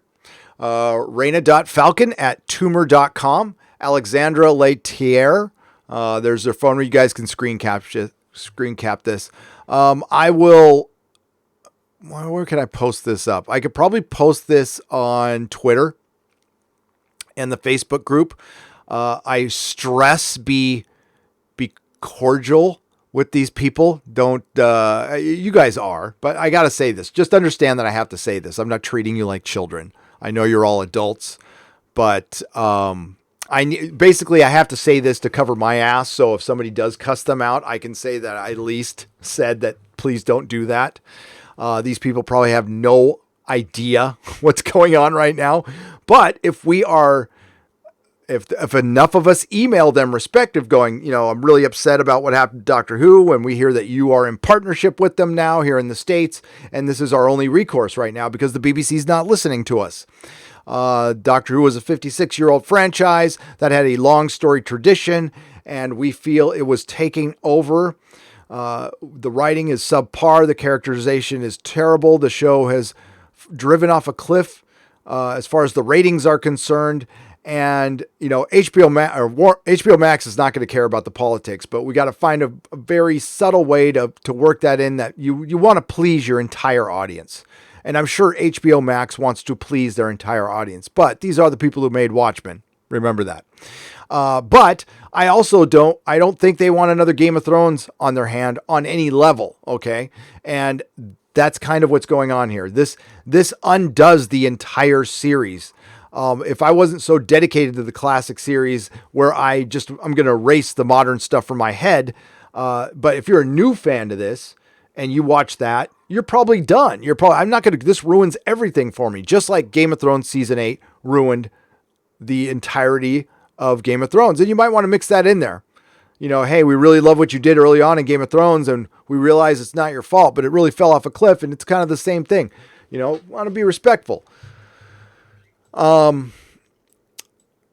Corporate media relations. Dee Dee Myers is no longer there, unfortunately. Dee Dee Myers used to work for Hillary Clinton. She used to work for DC, Executive Vice President, Worldwide Corporate Communications and Public Affairs. Believe you me, Dee Dee Myers would not give a shit. As a matter of fact, she would fully support what's going on with Doctor Who. So it's a good thing she's gone.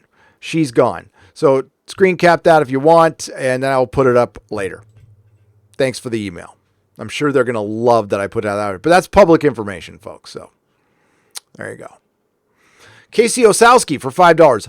I always knew someone would kill Doctor Who, but I never thought it would be the BBC. The BBC from 10 years ago, I didn't think so either.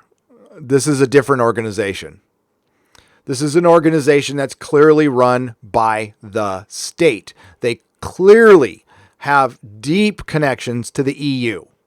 And this is where it gets dangerous. And I talked about Disney earlier, when Bob Chapek was confronted about the political bias of the American Broadcasting Corporation, which is ABC, which is owned by Disney.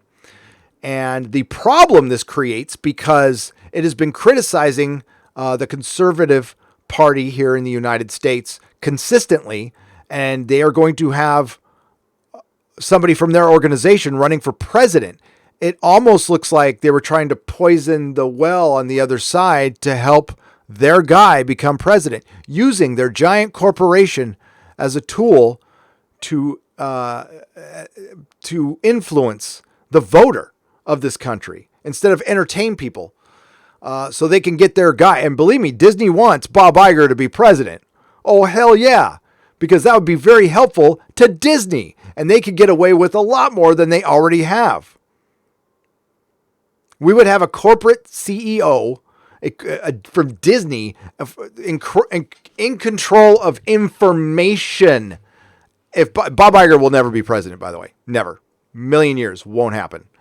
But imagine a president from a corporation that controls information. That's not dangerous. That should almost make you unable to run. Almost, but not quite. This is like saying if I'm back. Please watch Ban the BBC video on YouTube, mate. Sadokar 7th Legion, I will. For £2. Captain Spire, thank you for the $5. Sadokar 7th Legion has become a member at the Jaloja level. Thank you and welcome in Jaloja. Sandman says runner for Canadian $5. As a Canadian who has been paying for the CBC for left-wing crap for years, sadly, I don't see the BBC changing anytime soon. I doubt they will too. Yeah, I apologize. It's been I think I know what the problem is, and I'll fix it next live stream. Yeah, sorry, ladies and gentlemen. If they wanted a female-led show, have 12 vanish and the TARDIS engage a protocol to find the nearest genetic match, i.e. Jenny or Susan. Hashtag Hartnell first, says Cardwitch for $4.99. Brilliant. But they needed to change everything. And you guys know why. To score their virtue signal and woke points. And honestly, I'm of the belief that the BBC doesn't like Classic Who anyway. So if they broke the show and it died, they probably wouldn't care. I believe that. I believe they don't care. I believe that this show only exists so they can push their agenda. They have given up on the franchise.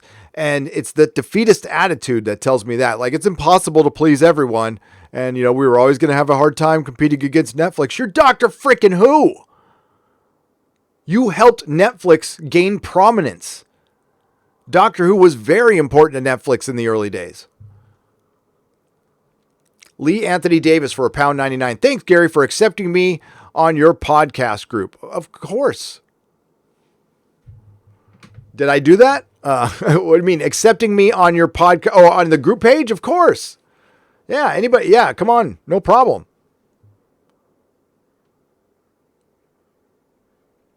I have a Facebook page.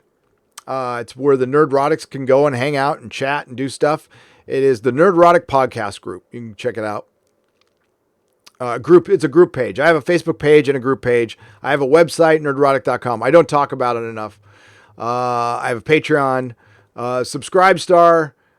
I need to fill out some paperwork. I haven't given them my 1099 yet, so I've got like 9 things to post on Subscribestar. And there's memberships too. But subscription is fine, or just hanging out. I'm okay with that. Have you seen the Peter Cushing Doctor Who movies? I have. They count in a way. They're weird, but I like them. Galley is Gallifrey 1, February 2021. Billy West. Okay, you mean for next year. Gotcha. Gallifrey 1, the one I just missed. Yeah, not surprised. I'll go to that one. Jonathan Spencer for £2. Thank you again. Travels in Time for Australian $10. Full fat videos are opposed to retcon. Good. I will check them out. Even if they weren't, I would still check it out. Travels in Time. Thank you for the Australian $10. Ashley Harmon. What's up, Ashley, for $5? I'm usually a glass half full kind of gal. It shocks me witnessing all the work get soiled. I don't get people who watch this and enjoy it. Why, Gary? It supports a belief system. It's simple as that. It supports a belief system. Check out Beware's video. Beware's video out. Beware's video. Says Mr. Patulcha for £2. Is it Patlchu? Pataluche? Thank you again, Ashley. Thank you again, Mr. Pat. I'll just say Mr. Pat. And Tyrone Beard. So I have like a few videos to check out, so I'm going to have to go through the chat and write this all down, but that's fine. Tyrone Beard. I can talk, right? Hang on. Sip of Pete's for the working man.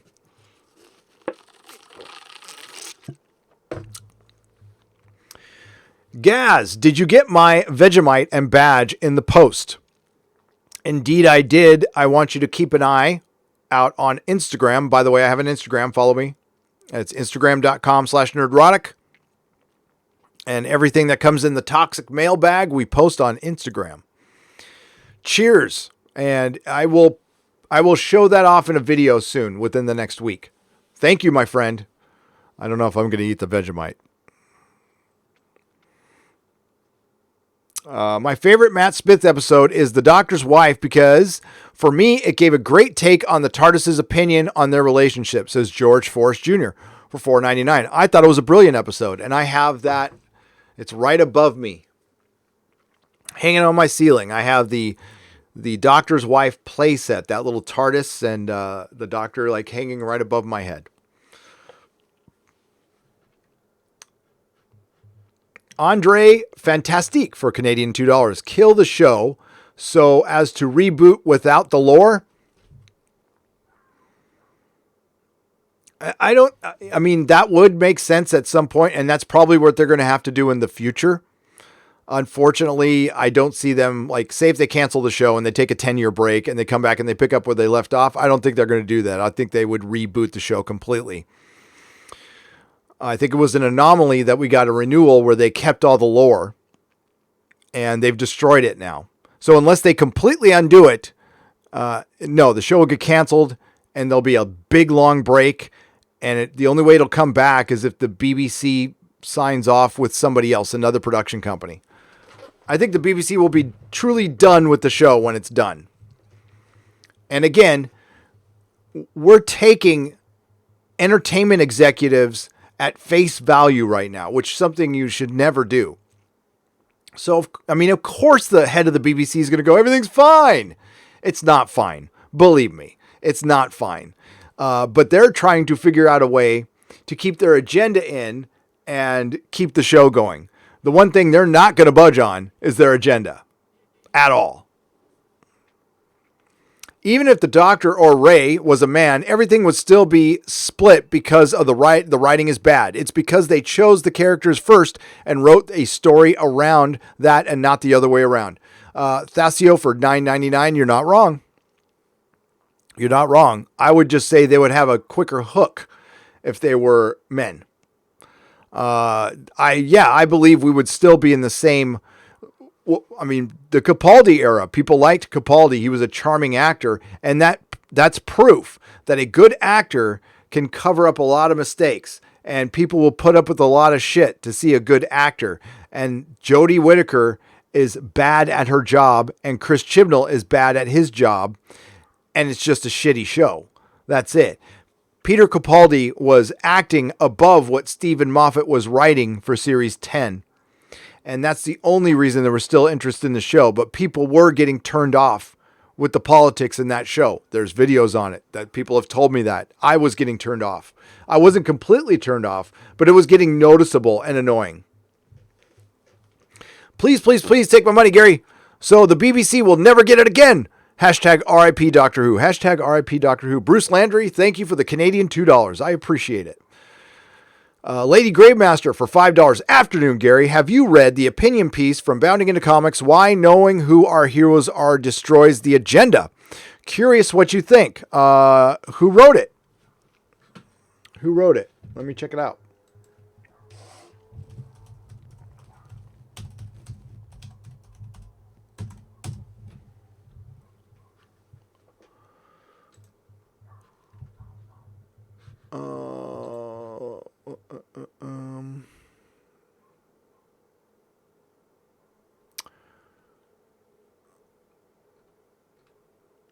I'm looking for it.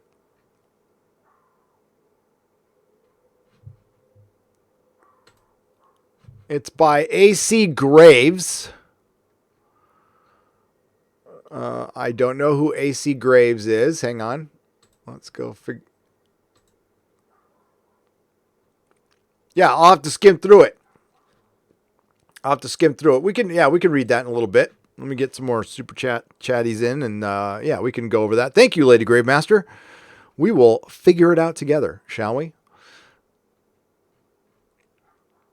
Zev for 25 PLNs. PLNs. Thanks to you, I watched Modern Doctor Who this year and stopped at Husbands of River Song. They lived happily ever after. That's a good place to stop. I didn't hate that episode.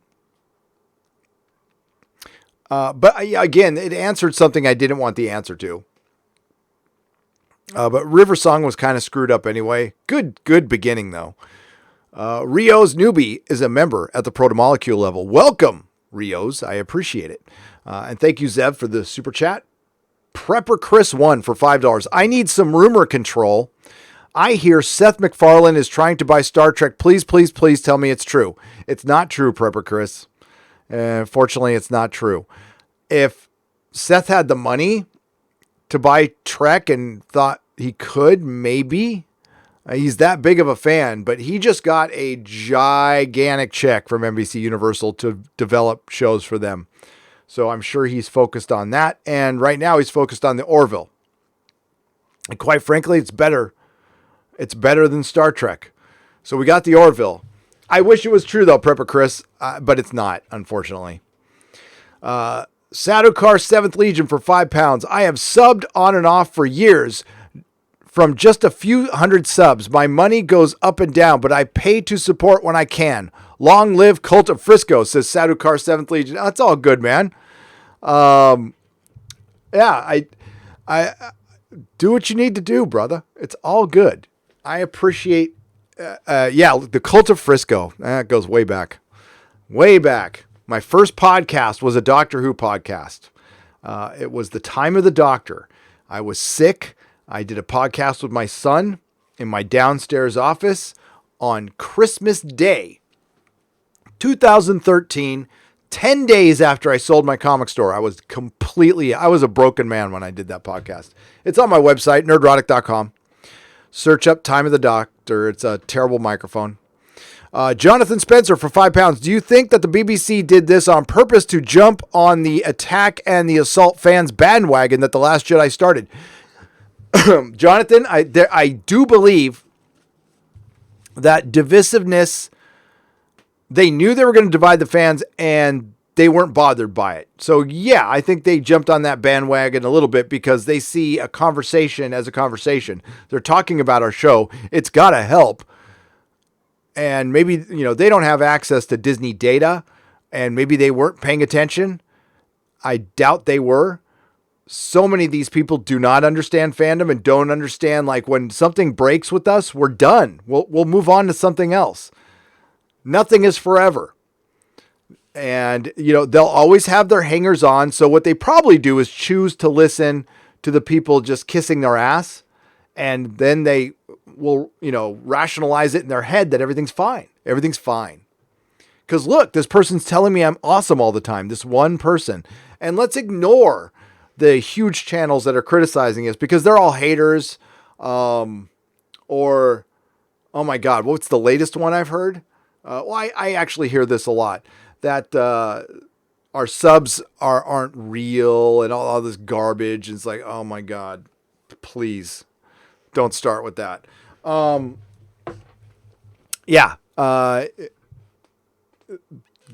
want to poison the well here, instead of just talking about what they like about the show.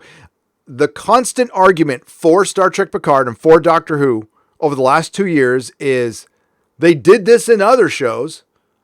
That's the first thing people go to. They did this in other shows. We're not talking about the other shows. We're talking about this one. What did you like about the Timeless Children? What particularly sets that episode above all the others? What's the point in that episode? Give me 5-minute section that you thought was just epic Doctor Who, and then you can compare it to something older and we can have a discussion. But just to go, well, they did this. Well, when they did it, that thing that you're referring to, that random thing you're referring to in the older show, they executed it perfectly, or they didn't. I don't know. It depends on the show. But certain plot points, like when they talk about Star Trek Picard and all the violence that was in Star Trek The Next Generation, that's completely out of context. You're talking about violence that's surrounded by multiple episodes of inspiration and fun.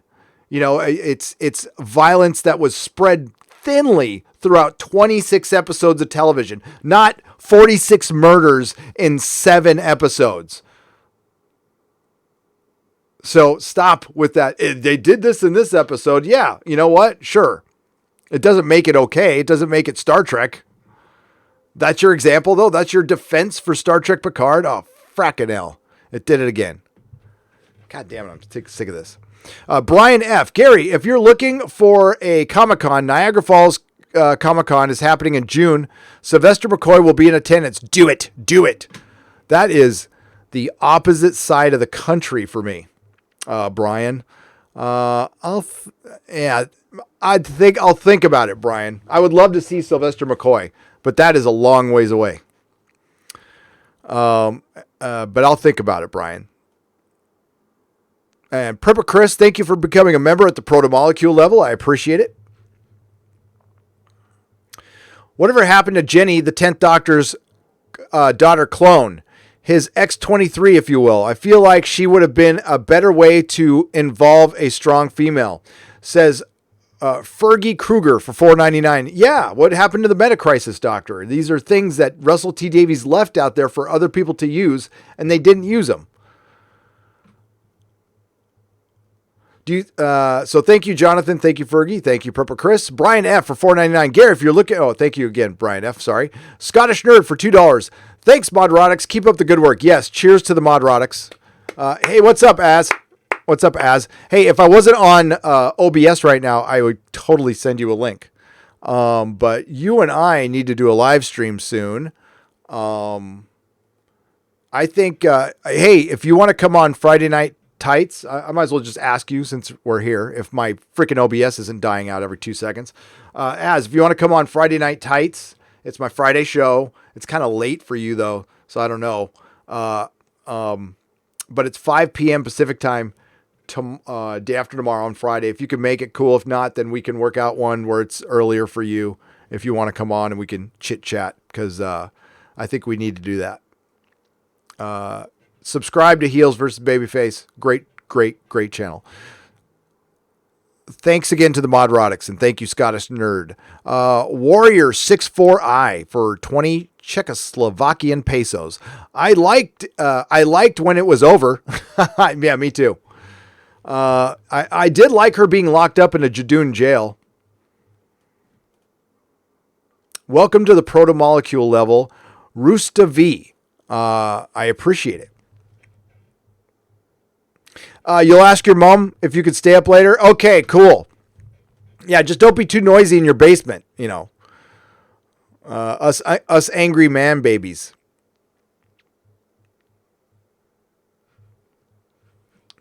Yeah, the trolls coming in. Sorry, but thanks again to the Modrotics.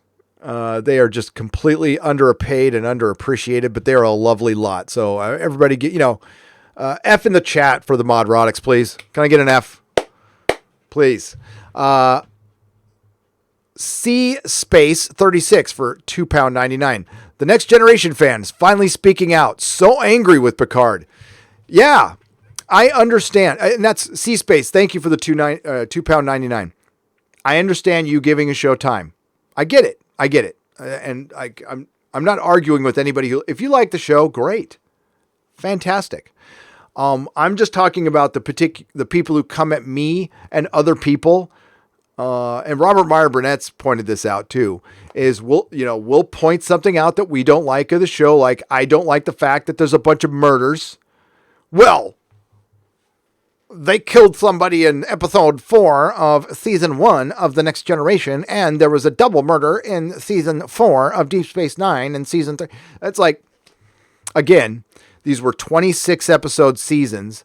And when they did that act of violence, it had impact. It meant something to the story because they didn't do it every fucking episode. I'm not saying it shouldn't exist. I'm saying the way it exists, the motivation behind it, the motivation behind what they do with Doctor Ho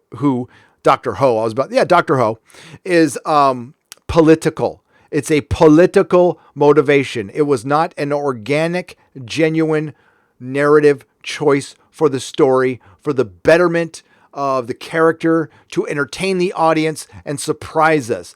All that bullshit of giving the audience what they need and not what they want. That is a statement. I don't know who said that for the first time, but that is a statement that is applicable when it's spoken by a creative person, by somebody with talent, a POT. We talk a lot about the POCs, the people of color, the underrepresented people in entertainment. The most underrepresented person in entertainment right now is a person of talent, because there's not many of them out there. When a person of talent comes at a story, an original work, and wants to set up expectations and then subvert them within his original work, that is great. That is giving the audience what they need, not what they want. They're conflating that argument with an established franchise that has established canon that most of the writers before Chris Chibnall tried to work within. Again, they had a 50th anniversary. If there was any time to give us a doctor's name or give us a doctor origin, it would have been the 50th anniversary. But they decide to give us the doctor a name and an origin at the end of a 12th season of a 15-year-old second run of a TV show. That just so happens to be one of the lowest rated episodes of the new TV show's history. And it puts the season average for this TV show in the bottom 5 of all time in an almost 6-decade history. What's the motivation for that? Was that story driven? Because if it was story driven, you think one of the doctors, one of Tecteun's, dead children would have screamed, "Help me," or said something. Tecteun. I'm going to do my Tecteun impression. Hang on. This is me acting. Thank you very much. Thank you. I'm a thespian. Oh, wait, I'm going to do the little girl falling to her death. This is my representation of the first female doctor of color who was a cute little black girl. And you know what? Shame on you, BBC, for bringing a cute little black girl into this and getting her in this mess. And now she's probably going to get some crap on the internet from some dickhead. And then you're going to blame all of us. They're going to go, it's going to be Kelly Marie Tran all over again. Somebody's going to pop off to her, or somebody will make it. Probably won't even be one of us. It'll probably be one of them trying to make us look bad. And then it'll be all over I guarantee you this is going to freaking happen in the next 2 weeks. They'll find some tweet that's got an anime avatar that's Last Jedi Hater 6942. And he's going to say something mean to the poor, cute little black girl, who died like this, by the way, She looked so peaceful when she was falling to her death. She looked like she was just about to go to sleep. It was stunning and brave. Stunned. So yeah, somebody's going to give her shit, and then that's going to blow this whole thing up. And the BBC knows this. They know when they're doing this, they're going, well, oh man, this is really going to piss off the fans. I'm sorry, This is really going to piss off the fans. I'm not that anybody who works at the BBC. I think that's too working class of an accent. My accents suck. Okay, they just suck. I'm from California. What do you expect? But I can act like a young black girl falling to her death on a cliff. It's like she's going to sleep. Did they tell her that's what she was doing in that scene? Or did they just go, just lay there? What's the scene? Oh, it's nothing. It's nothing. It's your regeneration scene, sweetheart. Okay? Fucking terrible. Chib is writing the 60th. God knows what'll happen. Is that Warrior 64I? Is that confirmed? If he's writing the 60th, he's going to have William Hartnell come back, and he was the one who murdered the girls, the children all over again. It wasn't Tecteun. In the 60th anniversary special, he's going to reunite all the male doctors, and each one of them is going to use their sonic screwdriver is going to have a little blade come out at the bottom, and each one of the 12 white male doctors are going to stab the little kids, and it dies on its 12th stab. So all the original doctors will kill all of the original doctors, and it wasn't Tecteun who killed them in the experiments. That's your 60th anniversary special, ladies and gentlemen, written by Chris Chibnall. Dr. Ho sounds like a better show already, says Java in Gaming.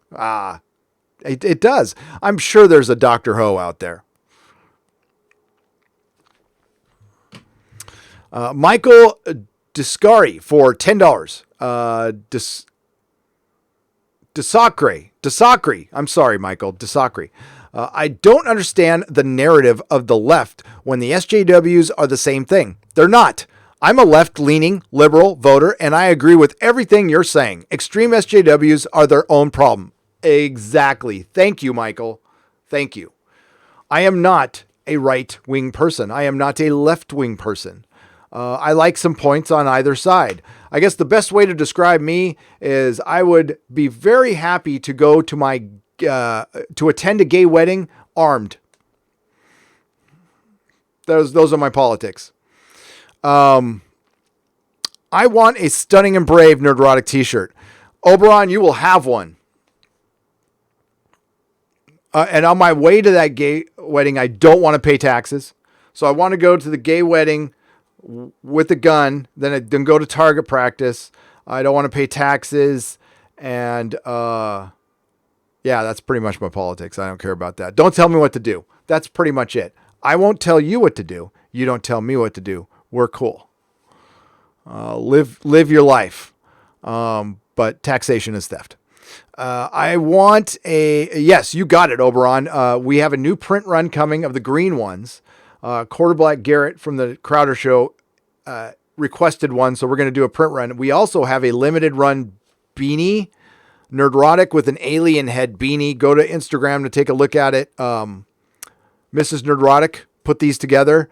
They're awesome. Let me see if it's up there. So the way I guess I didn't plan on doing this, but the way we're doing swag and t-shirts is limited runs, and we're giving most of it away. We're not charging. So what we do is we do a giveaway on Swag Sunday on my Instagram. You guys are extremely generous. Okay. So like you're keeping the lights on here with the super chats, and the ad money's doing good. I don't want to, why is this on my Instagram? I'm going to have to show you now. That's not it. Hang on.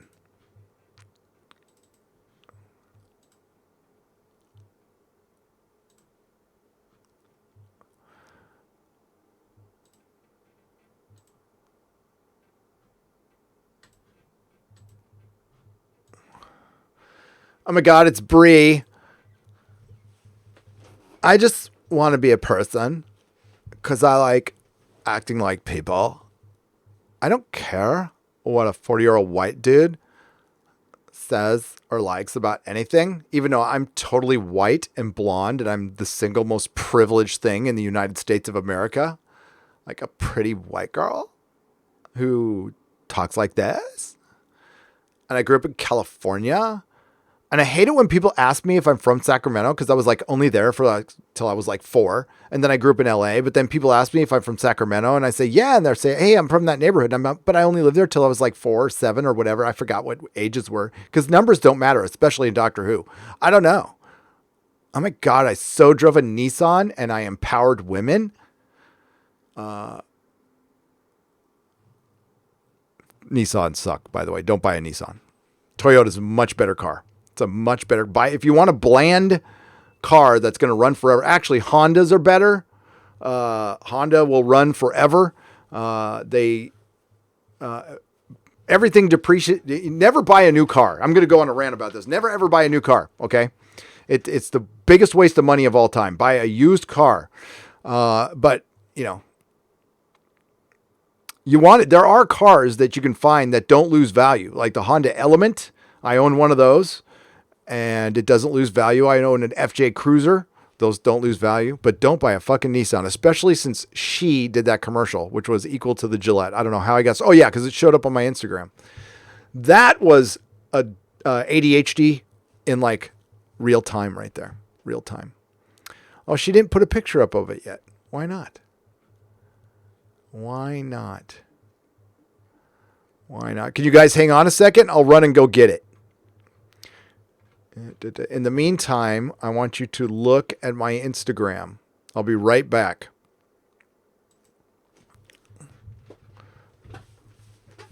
I'll be right back.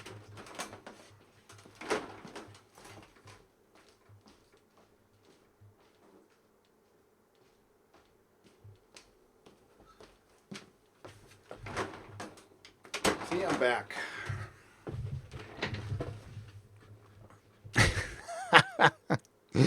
She is like oh my God. Should I give you guys the secret of getting the the perfect Jody face.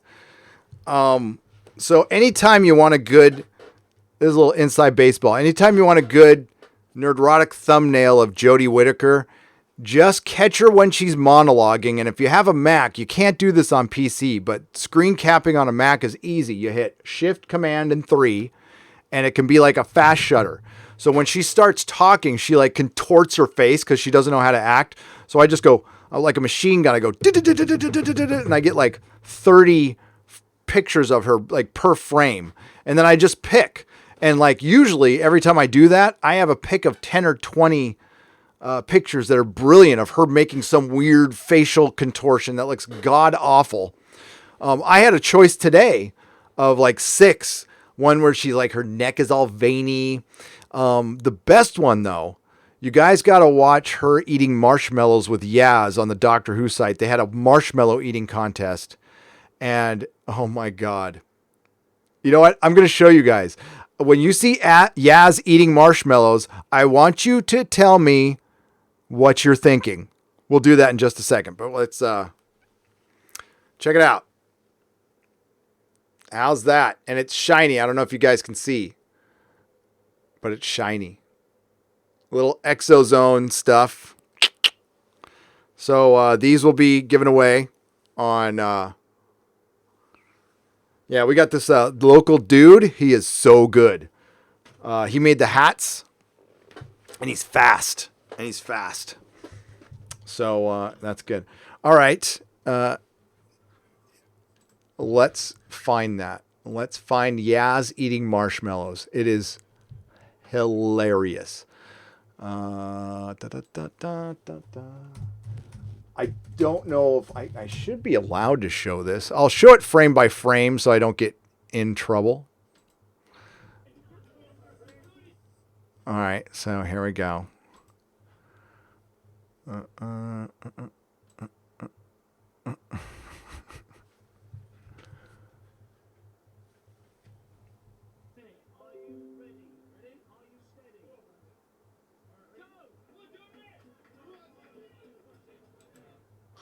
Okay, hang on. Wait.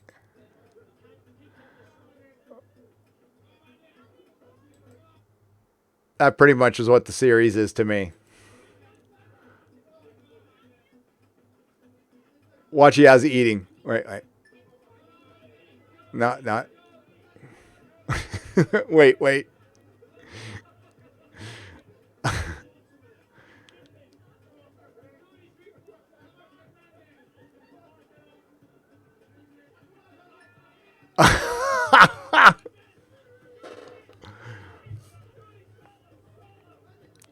I'm sorry.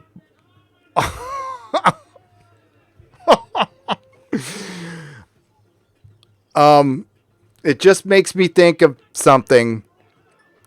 It's coming. Oh, that was a really bad choice of words. That.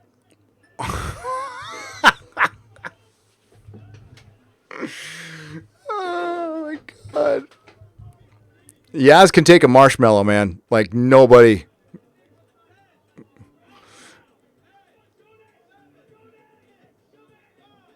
I think they give her extra time.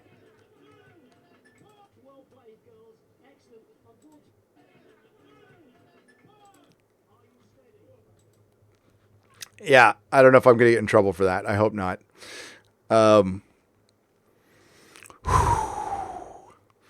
That was terrible. I don't know why they keep it up there, but that is like a thumbnail dream right there. I'm going to get thumbnails for the next year from that thing. So thanks, BBC. Thanks a lot. Geek Union for £2. Put in Jadoon prison for crimes against humanity. I completely agree. Oh my God. I'm watching your chat because your chat's on delay. So I'm watching your chat go by. Woo! Yaz can take a marshmallow. Suck a beach ball through a garden hose, that one. Interested in a full year of 2000 AD's 86 can post? Yes, Sadukar 7th Legion. Absolutely. Email me at gary@nerdrotic.com. Moving on, Marvel and Star Wars are dead. That FNT shout out about Berserk was great. I love it. Looking into other grim, dark sci-fi fantasy anime too. Billy Butcher, thanks for the £5. Yeah, hell yeah. My Berserk has arrived. I got to start reading it. My Berserk has arrived, and I will let you guys...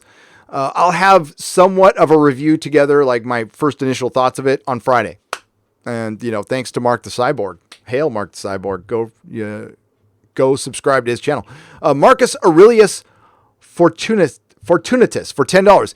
He just gives me a donation. Doesn't have anything to say. You can put something in the chat, Marcus. You can. Oh, Marcus. I'm a cautious fellow.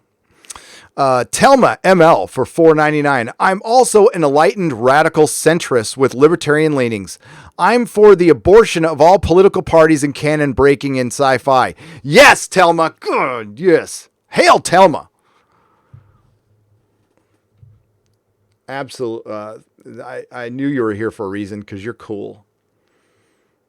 All right, let's go. Modalicious. I quit episode 1 of Jody Who. It felt like The Class. Yeah, Class was bad. I gave that show a shot, and it was terrible.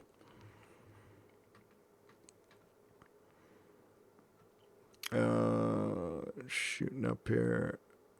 Mutant Macrophage for Canadian $5. He just says, keep it up. Thank you very much. I appreciate it.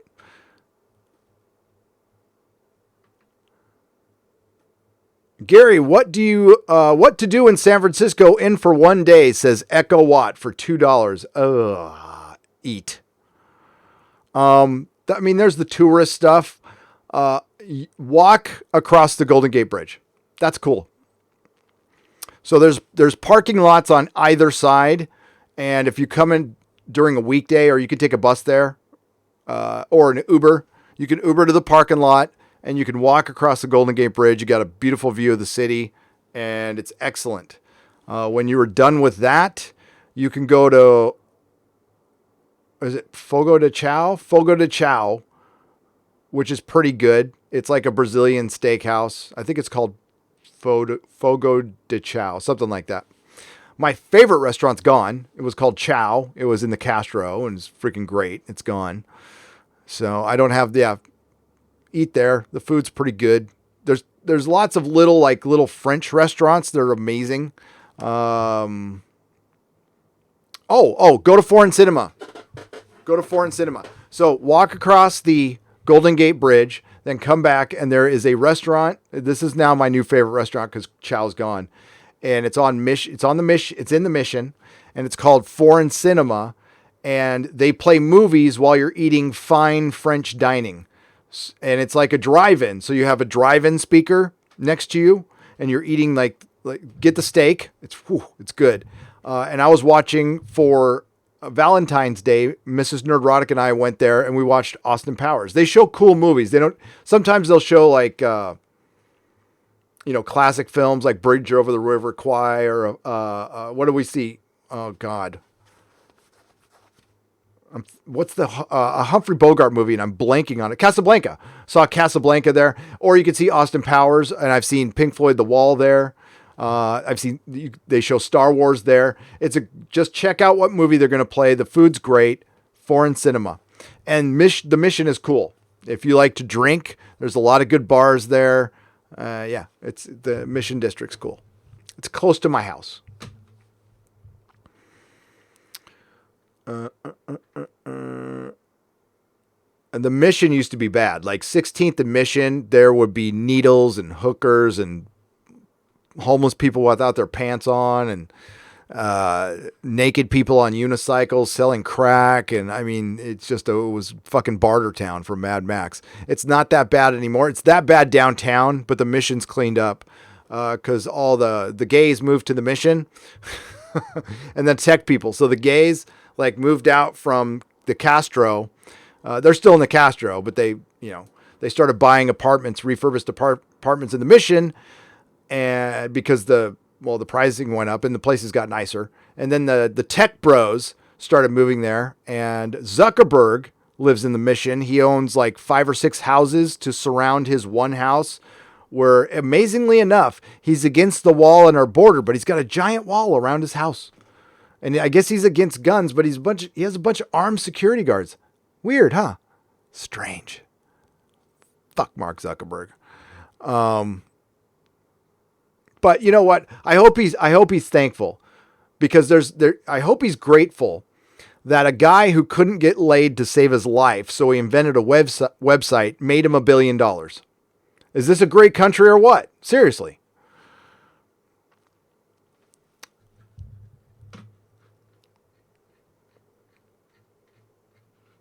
Bill West for $2. Do you miss my previous super chats, or did I miss one? No, actually, Billy, I'm going up right now to see the ones if I missed any. That's what I'm doing right now. So I probably did, because it probably jumped on me, but I will get to yours right now, bud. Thanks. Looking for Bill West. Bill West.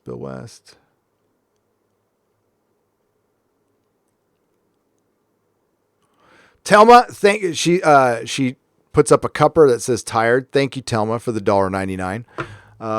Copter Renegade for £5. We can only hope that the Terry Nation estate is on our side and they don't allow the BBC to use the Daleks or anything they hold the rights for. That's why we're getting a Dalek episode this Christmas, so they can maintain the rights. What happens if they're not showing an episode of Doctor? It must be while it's running. Like, if Doctor Who is running, they have to put the Daleks in once a year or they lose the rights. That's a pretty good deal. That's a pretty smart deal by the Terry Nation estate. Chibnall and the BBC make me ashamed to be British, says Drunk Rick for £2. Thank you. There's Bill West right there. Galley is Gallifrey 1, February 21st. I read that one, Billy. Is there another one? There might be another one, Bill. I'm sorry. I automatically call you Billy West from Howard Stern. Sorry, I call you Billy. Your name's Bill. My bad. Was there another one, Bill? I don't see it. Maybe there's one after that. I'll check. Drunk Rick, thank you. Bill West, thank you. Jonathan Spencer, thank you. Travels in Time, Ashley. Hail Telma.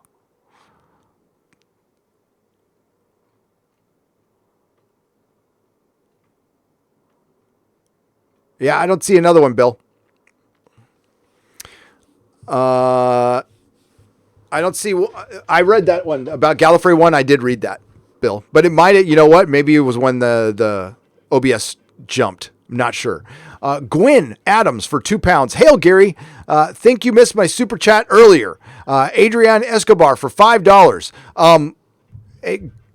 So if I pass up a super chat, I don't mean to. Let me reset that. The listing skips.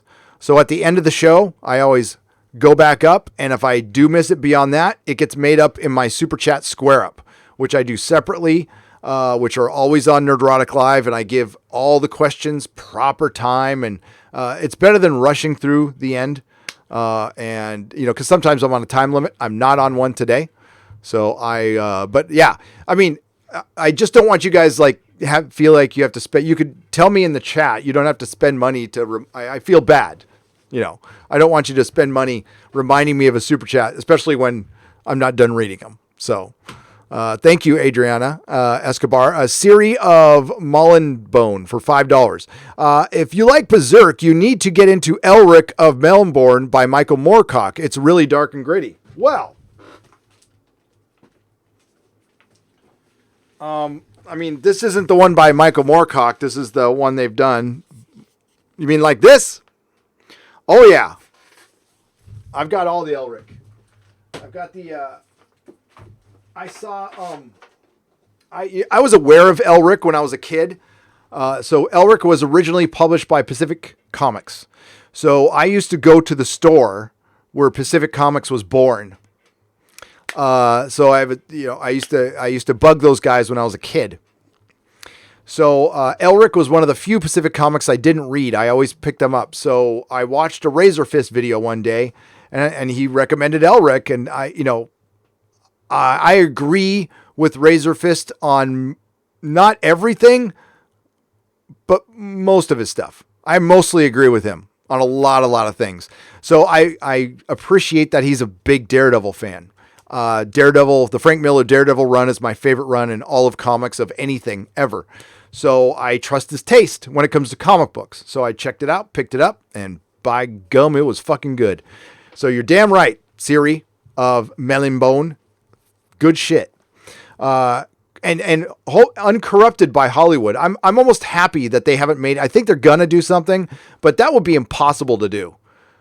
You think Lord of the Rings is hard? Elric would be hard. I mean, that is a completely different world. You can't go shoot that in New Zealand. You know what I mean? You'd have to shoot that in, I don't know where. You tell me, Siri. Christy Solis for a pound. Thank you very much. Okay, Gwen, I'm gonna go back up and look for your super chats now. I'm in the process of looking over missed ones. So give me just a moment. Trek Dog, Cesario, got that one. AKA Blonded, The Board Observer, Care for a Jelly Baby, Christian.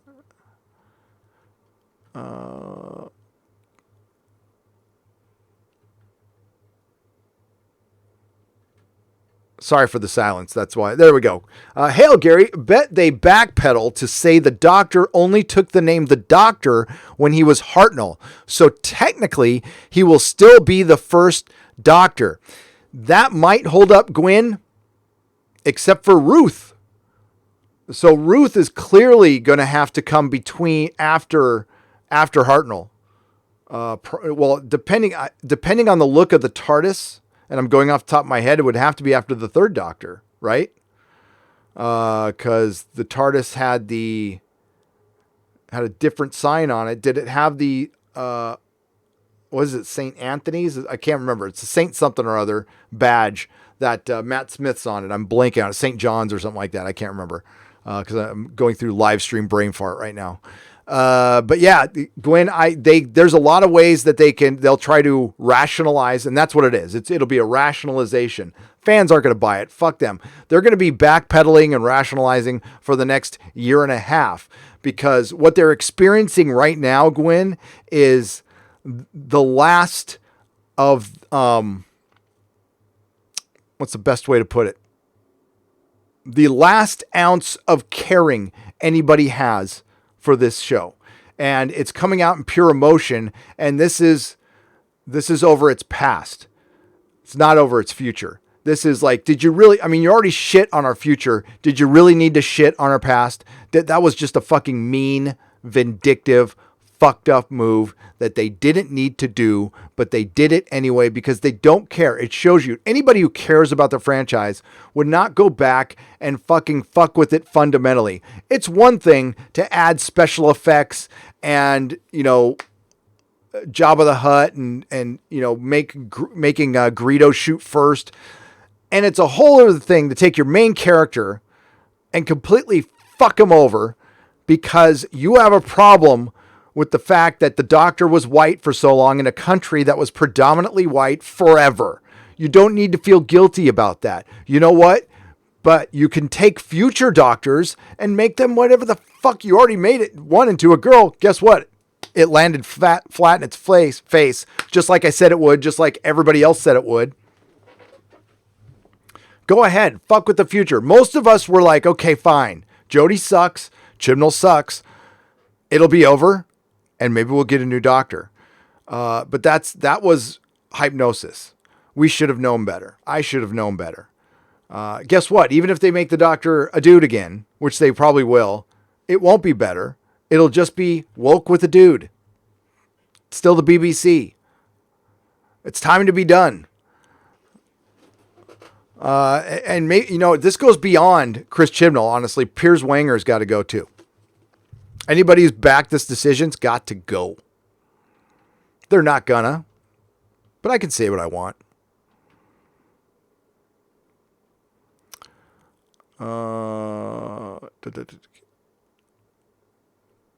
I'm just going over to make sure I didn't miss anybody else's. There we go.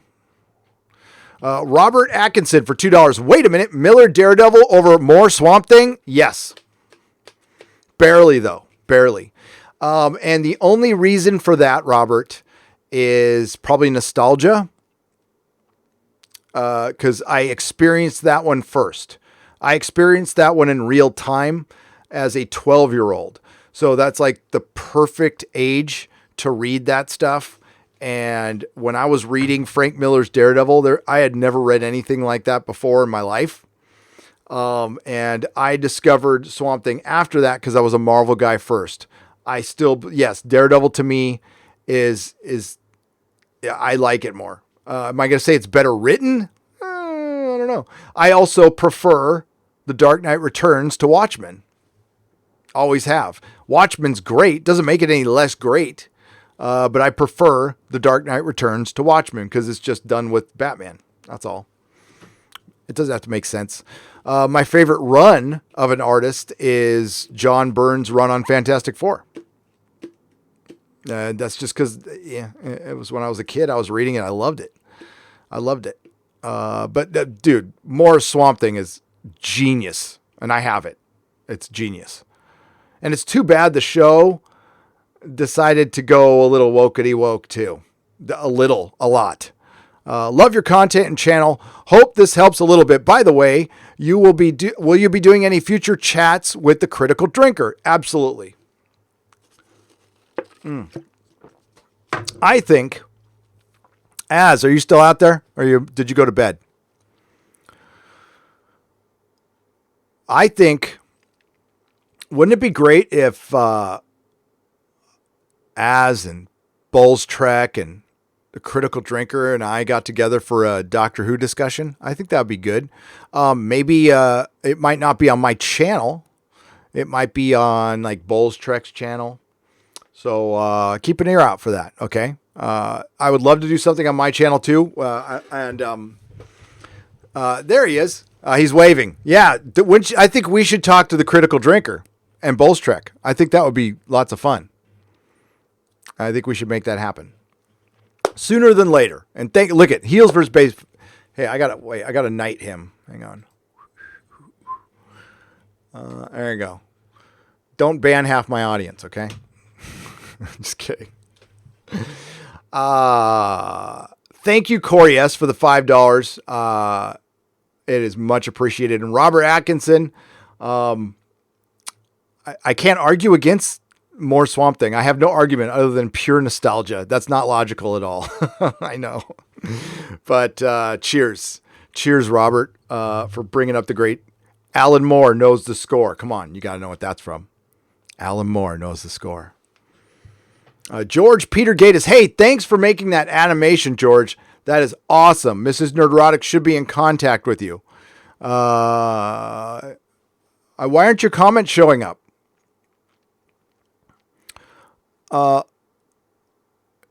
They're showing up now. I will check. I will see if you got blocked or timed out for something. I don't know why that would happen. George, thanks for that animation, and I will look into that. I can't do it right now, but I'll do it right after the live stream. Yeah, that's weird. I don't know why your comments are being... that's lame. Yeah, that's not...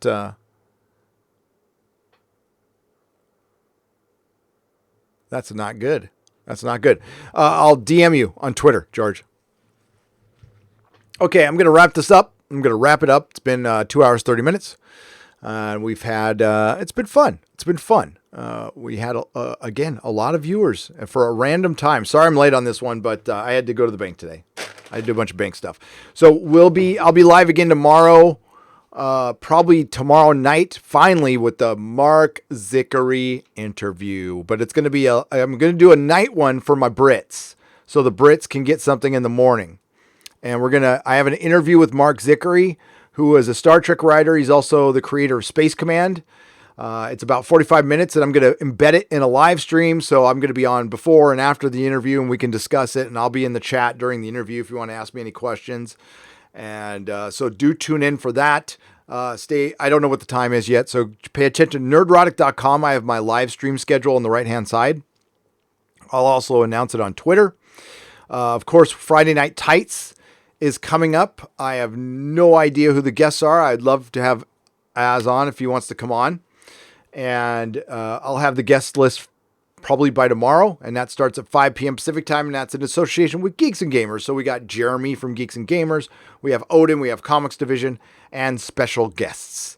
And of course, the Inquisition will be on Doomcock's channel this Sunday at probably 7:45, something like that.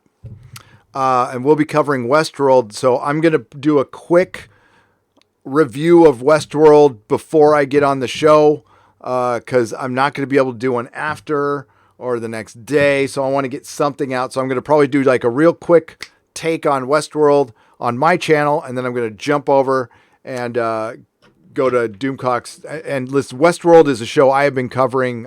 It's one of the oldest things I've covered on this channel. I know there's only 2 seasons, but the show came out in 2015? I mean, so it was early on. It was the first video I got 1,000 views on, was a Westworld review. I don't know. Season 2 sucked. Season 1 was great. Season 2 was woke garbage. So hopefully, I have a feeling Season 3 will probably be the latter, but I hope I'm wrong. What are your thoughts on Warhammer?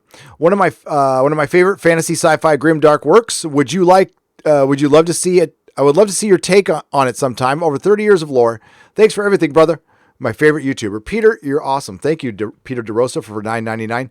I only know Warhammer through special ordering it for customers at the comic shop. I know little to nothing about it, but I'm willing to learn. A lot of people, I mean, it's got one of the most passionate fan bases ever.